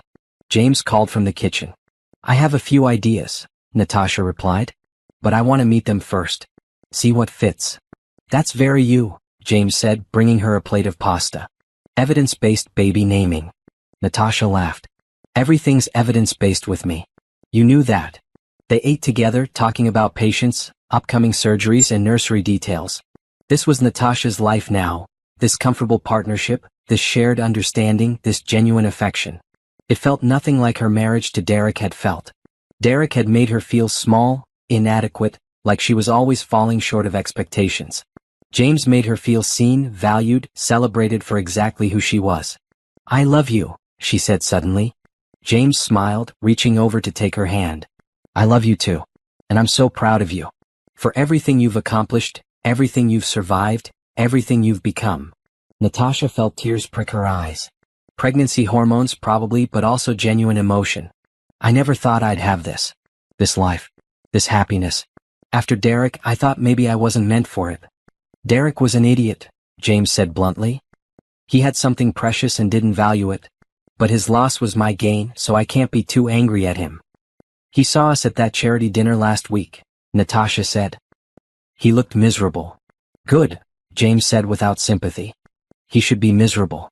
He treated you terribly. If seeing you happy makes him feel guilty, that's his problem, not yours. I know. But sometimes I wonder if I should feel more satisfaction about it. About him regretting everything. And instead I just feel nothing. He's irrelevant to my life now. That's healthy, James assured her. Indifference is better than anger. It means you've truly moved on. Had she though? Natasha wasn't sure. She didn't think about Derek daily anymore, but the charity dinner had stirred up old feelings. Not love, definitely not love. But something complicated and uncomfortable that she couldn't quite name. Later that night, after James had fallen asleep, Natasha lay awake feeling the babies move beneath her hands. 2 heartbeats. 2 lives. Her daughters growing strong and healthy. The family she dreamed of having now becoming real. She thought about the baby she'd lost 3 years ago. The pregnancy she discovered on the worst day of her life. The tiny shoes she bought and never got to use. For a long time, that loss had felt like a punishment, like her body's way of acknowledging her marriage was over. But now, feeling these babies move, she wondered if maybe it had been a blessing in disguise. If she'd had Derek's baby, she'd be tied to him forever. They'd have to co-parent, negotiate custody, maintain contact. She'd never have been truly free to build this new life. Instead, she'd been released completely. She'd moved across the country, healed, found someone better, and created a family that had nothing to do with Derek. She'd won in every way that mattered. The next morning, Natasha was back at the hospital by 6, reviewing scans for the 18-year-old surgery. The congenital defect was complex. The patient had been born with malformed valves that had finally deteriorated to the point of needing replacement. It would be a long surgery, maybe 8 hours. James scrubbed in with her, along with 2 senior residents and a full surgical team. The patient, a young woman named Crystal, was terrified but trying to be brave. You're in excellent hands, Natasha told her before the anesthesia. I've done this procedure many times. You're going to be fine. Thank you, Dr. Coleman, Crystal whispered. My mom said you're the best. That you saved her friend's husband's life a few weeks ago. Natasha paused. What's your mom's friend's name? I don't know. But she said the surgeon was amazing. That you fixed his heart even though something complicated was going on. She said you were a real professional. It took Natasha a moment to understand. Crystal's mom's friend was Amber, Derek's wife. She'd been talking about Natasha's professionalism, probably without knowing Crystal would end up as Natasha's patient. Tell your mom thank you, Natasha said. Now close your eyes. Dr. Kim is going to help you sleep, and when you wake up, this will all be over. The surgery took 9 hours. The defect was worse than the scans had indicated, requiring extensive repair work. Natasha's hands cramped from the delicate work. Her back ached from standing. Her pregnant belly made reaching difficult. But she persevered, focused entirely on the young woman on her table. Finally, it was done. The valves were replaced, the heart muscle was repaired, everything was stable. Crystal would live. She'd have a normal life, fall in love, maybe have her own children someday. All because Natasha had the skill and determination to fix what was broken. In the scrub room afterward, Natasha leaned against the wall, exhausted. You need to take a break, James said firmly. No surgeries tomorrow. Doctor's orders. But. No buts. That was 9 hours on your feet while 8 months pregnant with twins. You're amazing, but you're not superhuman. You need rest. Natasha knew he was right. Okay. 1 day off. Then back to work. We'll discuss that tomorrow, James said diplomatically. As they walked to their offices, Natasha saw Derek in the hallway talking with a nurse. He looked healthier than at the charity dinner. Some color had returned to his face, his posture was stronger. He was recovering well from the surgery.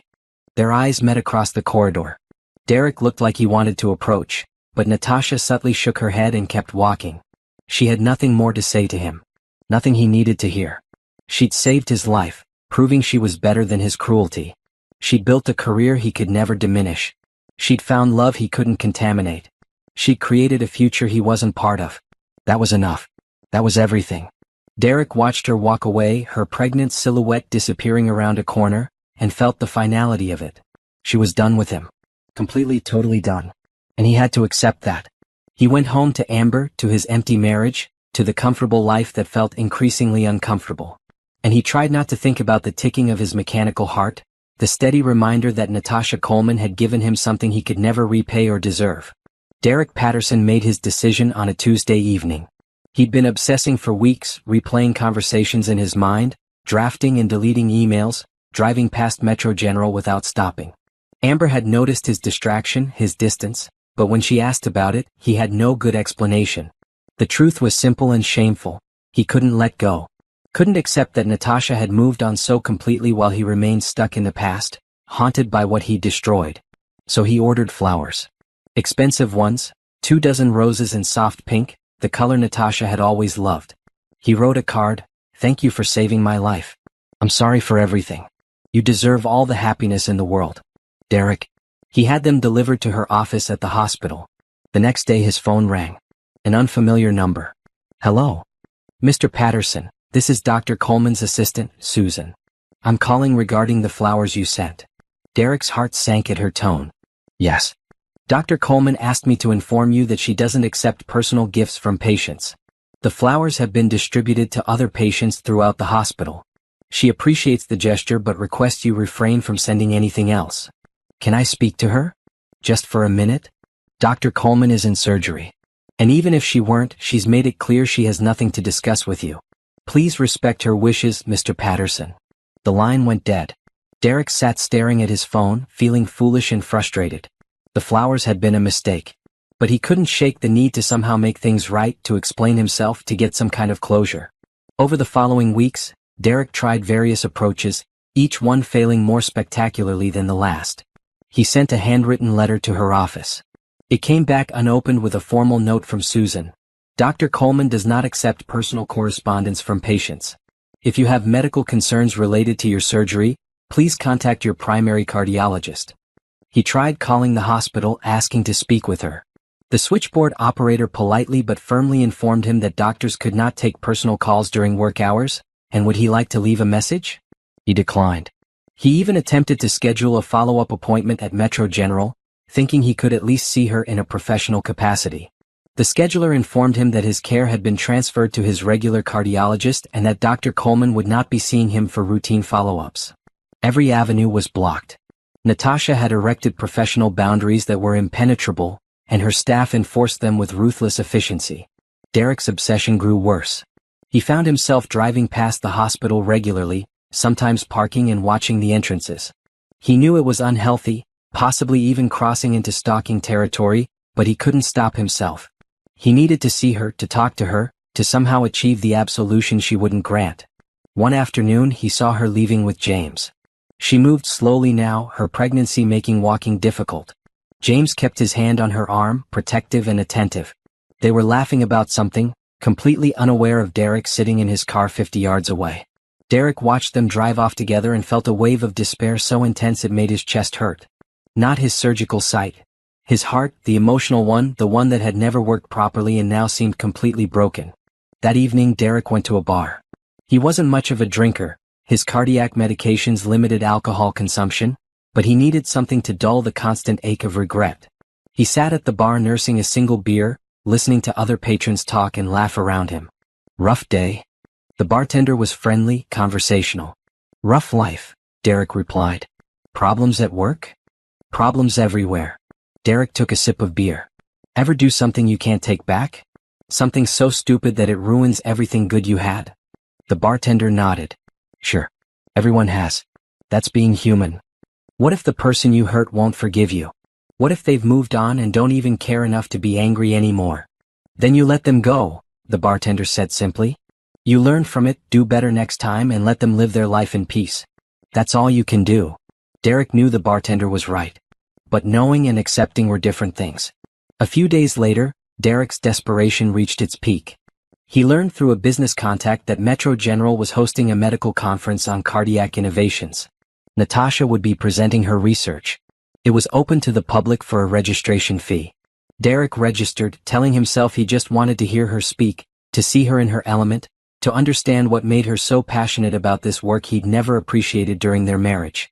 The conference was in the hospital's main auditorium. Derek arrived early, sitting in the back row, hoping to remain unnoticed.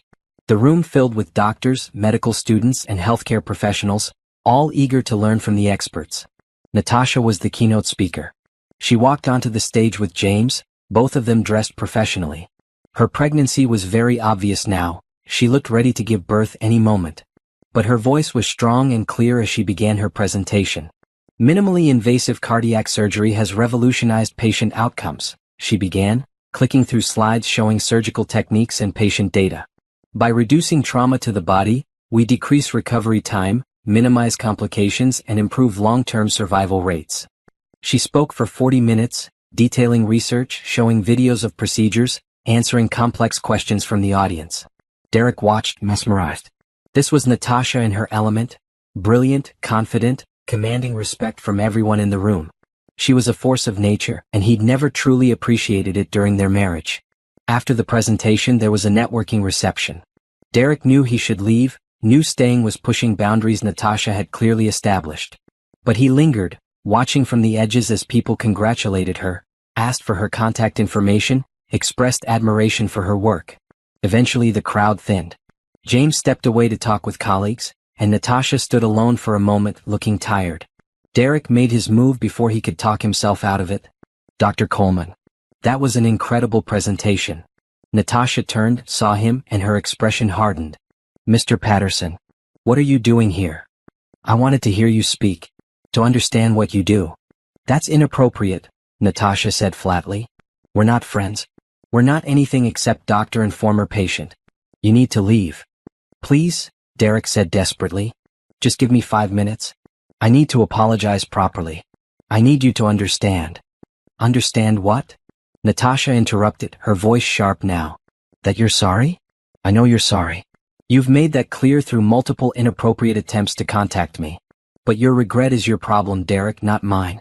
I don't owe you forgiveness. I don't owe you closure. I don't owe you anything. I just want to explain. Explain what? That you cheated because I was working too much? That you ended our marriage because I didn't prioritize your needs?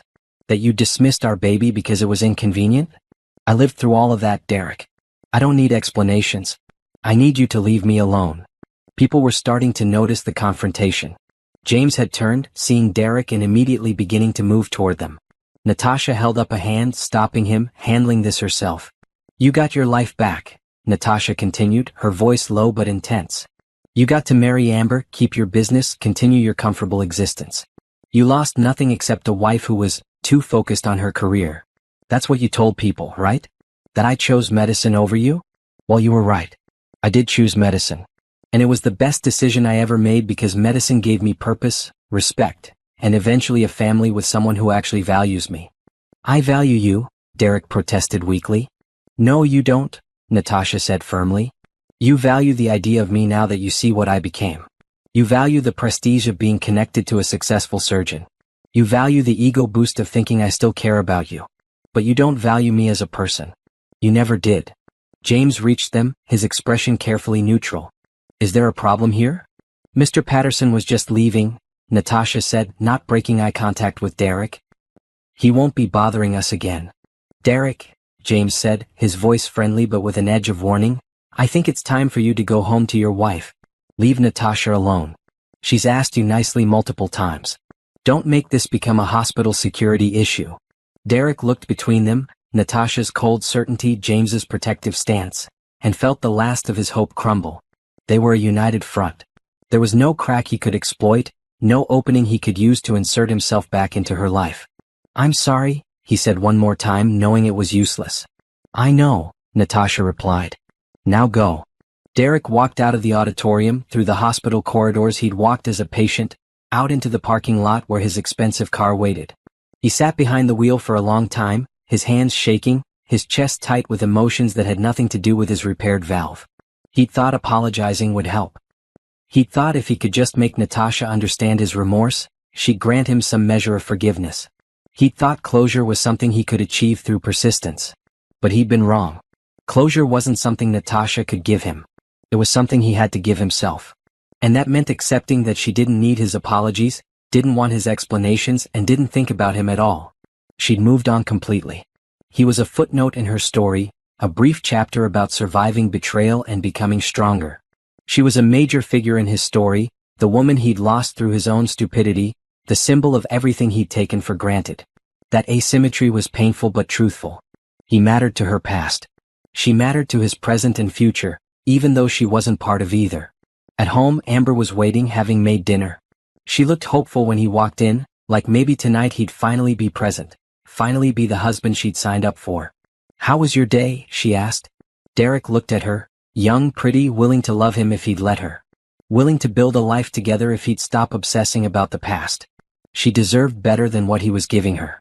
"It was long," he said. "But I think I finally understand something I should have learned a long time ago." "What's that?" "That some things can't be fixed. Some mistakes are permanent. And the best thing I can do is accept that and move forward." Amber studied his face. "Are you talking about Natasha?" "Yes. But also us." Derek sat down, suddenly exhausted. "I haven't been fair to you, Amber. I've been living in the past, obsessing about my ex-wife, making you compete with a ghost. That's not okay." "No, it's not," Amber agreed quietly.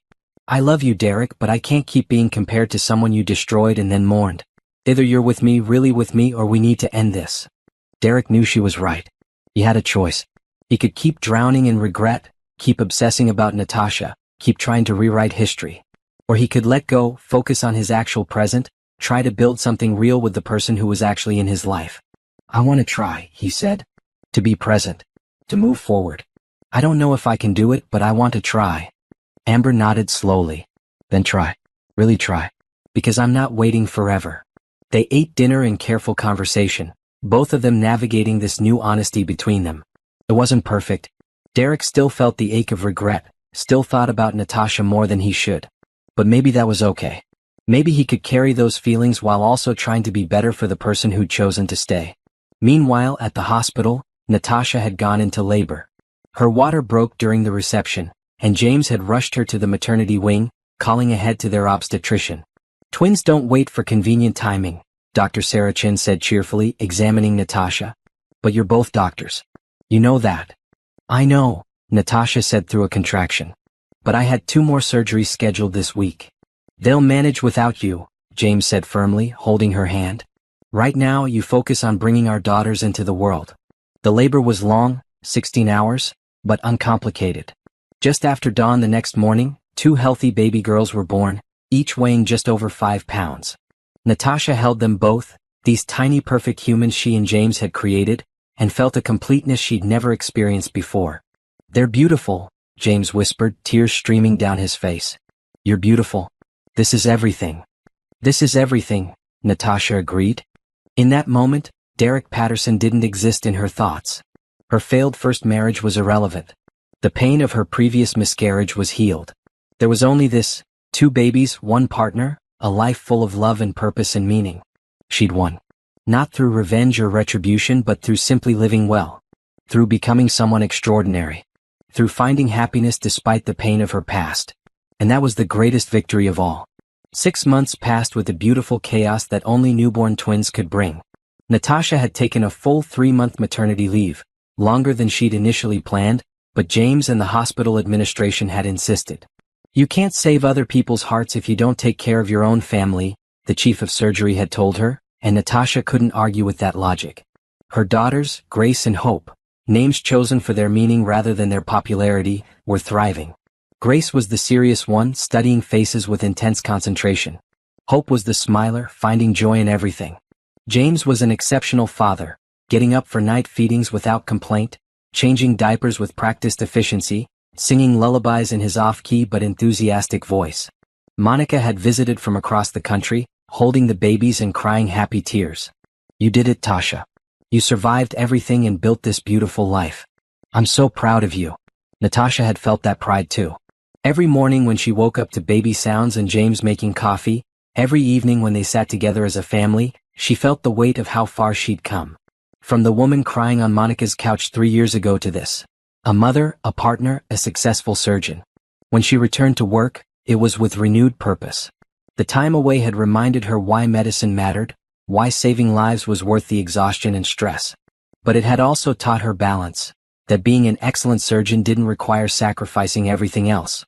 Her first surgery back was a complex valve replacement on a 60-year-old grandmother. The woman reminded Natasha of her own mother, who'd passed away years ago.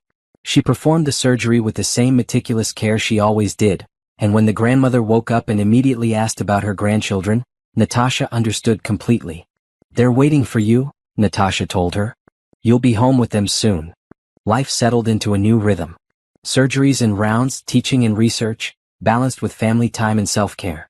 James had taken a step back from his own surgical schedule, mentoring more and operating less, giving himself time to be present for the twins. They'd become partners in every sense, professionally, domestically, emotionally. Then came the letter. Not addressed to the hospital but to their home. A thick envelope with Derek's return address. Natasha held it for a long moment, deciding whether to open it or throw it away unopened like the others. James, feeding hope while Grace napped, noticed her hesitation. "From him?" "Yes." "Are you going to read it?" "I don't know.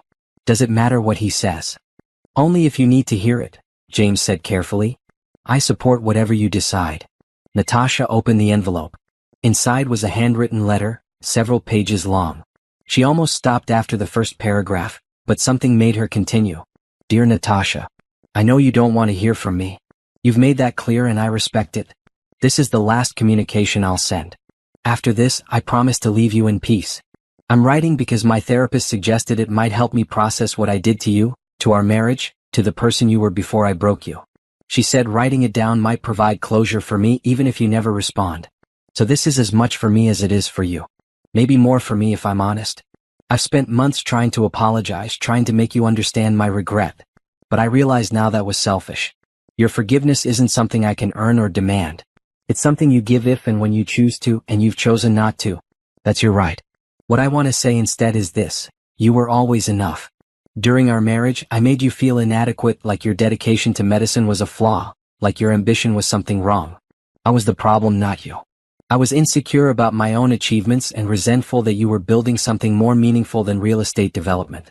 I wanted you to be smaller so I could feel bigger. That was cruel and unfair. I destroyed our marriage not because of anything you did wrong, but because I was too immature to appreciate what I had. You were working 18-hour shifts to become excellent at something that saves lives. I was building condos and acting like I was doing something important. The disparity bothered me, so I tore you down instead of celebrating you. The affair with Amber wasn't about her being better than you or giving me something you didn't. It was about ego and cowardice. She was easy. She didn't challenge me or make me feel inadequate by being extraordinary. She just agreed with everything I said and made me feel like I was impressive. You had your own opinions, your own goals, your own identity separate from being my wife. And instead of loving that about you, I resented it. When you told me you were pregnant, I should have been thrilled.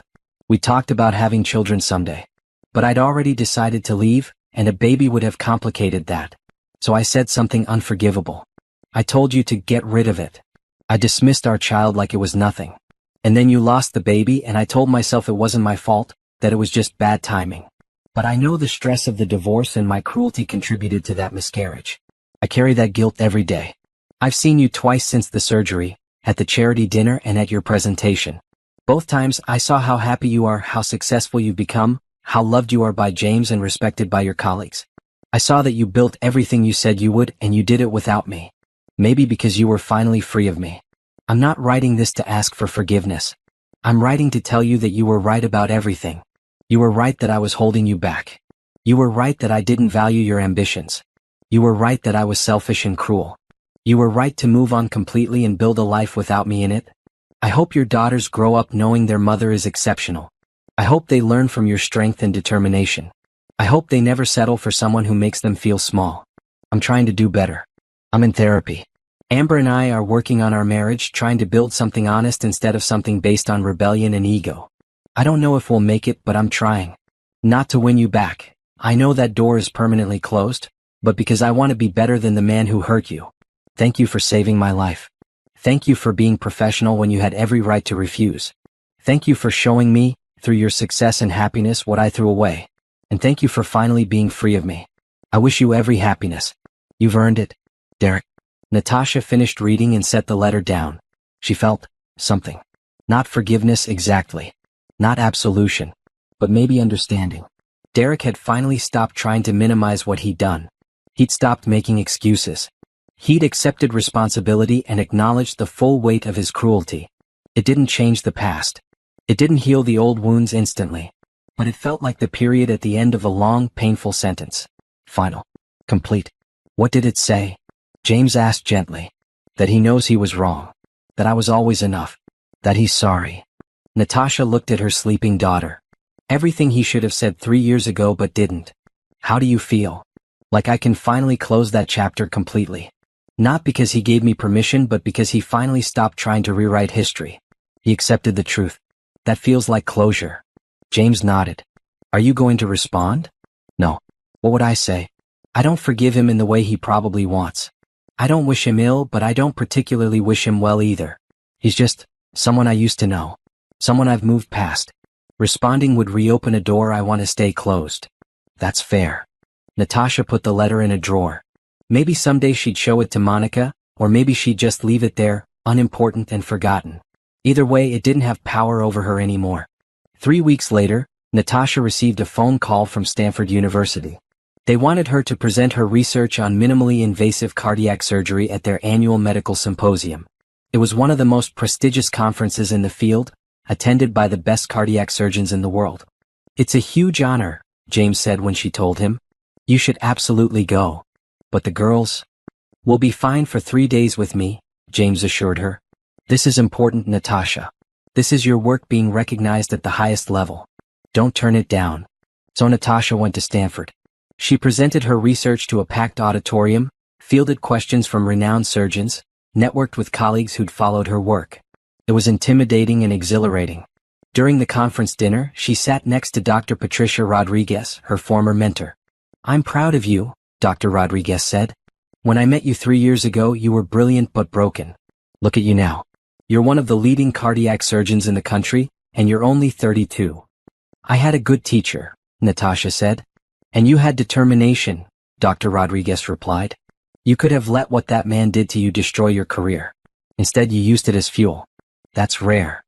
That evening, alone in her hotel room, Natasha allowed herself to reflect on her journey. 3 years ago, she'd been a resident whose world had collapsed. Divorced, grieving a miscarriage, unsure if she could continue.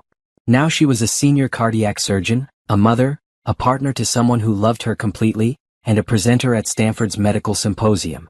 She'd won. Not through revenge. Not through making Derek suffer. But through sheer excellence and determination. She'd become everything he'd told her she couldn't be. She'd proved him wrong in every way that mattered. The next day, her presentation was covered by several medical journals.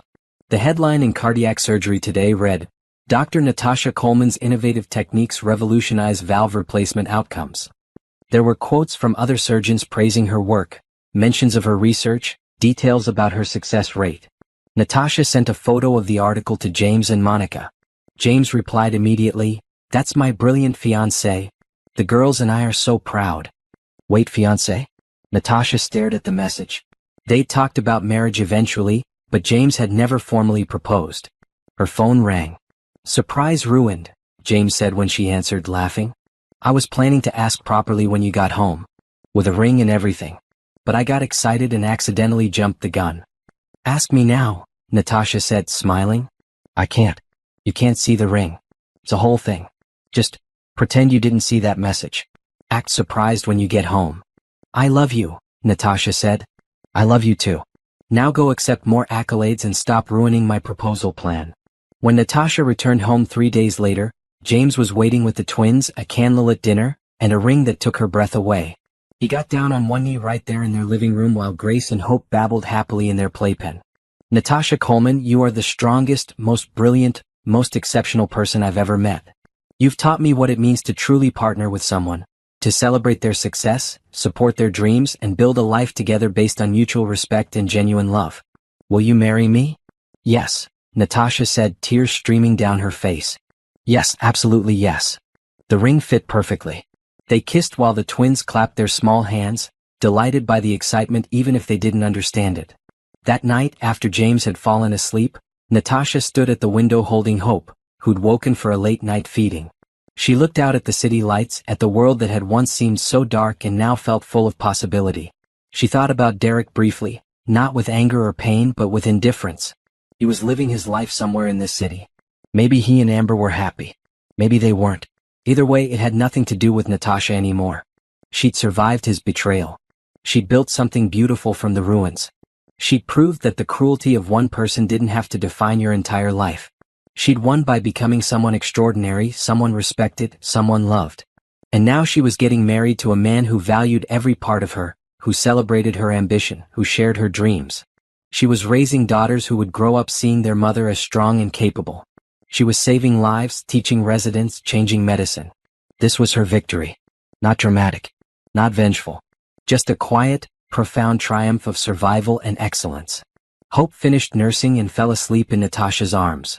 Natasha carried her to the nursery, placed her gently in her crib beside Grace, and stood watching them both breathe peacefully. "You're going to have such a different life than I did," she whispered. "You're going to know you're valued. You're going to see what partnership looks like. You're going to learn that you can be ambitious and loving, successful and kind, that you don't have to choose between career and family. You're going to know you're enough exactly as you are." She kissed them both and returned to bed, sliding in beside James, who automatically reached for her even in sleep. This was happiness. This was success. This was everything she'd ever wanted and more than she dared to hope for after Derek. She'd won. Completely, finally, beautifully.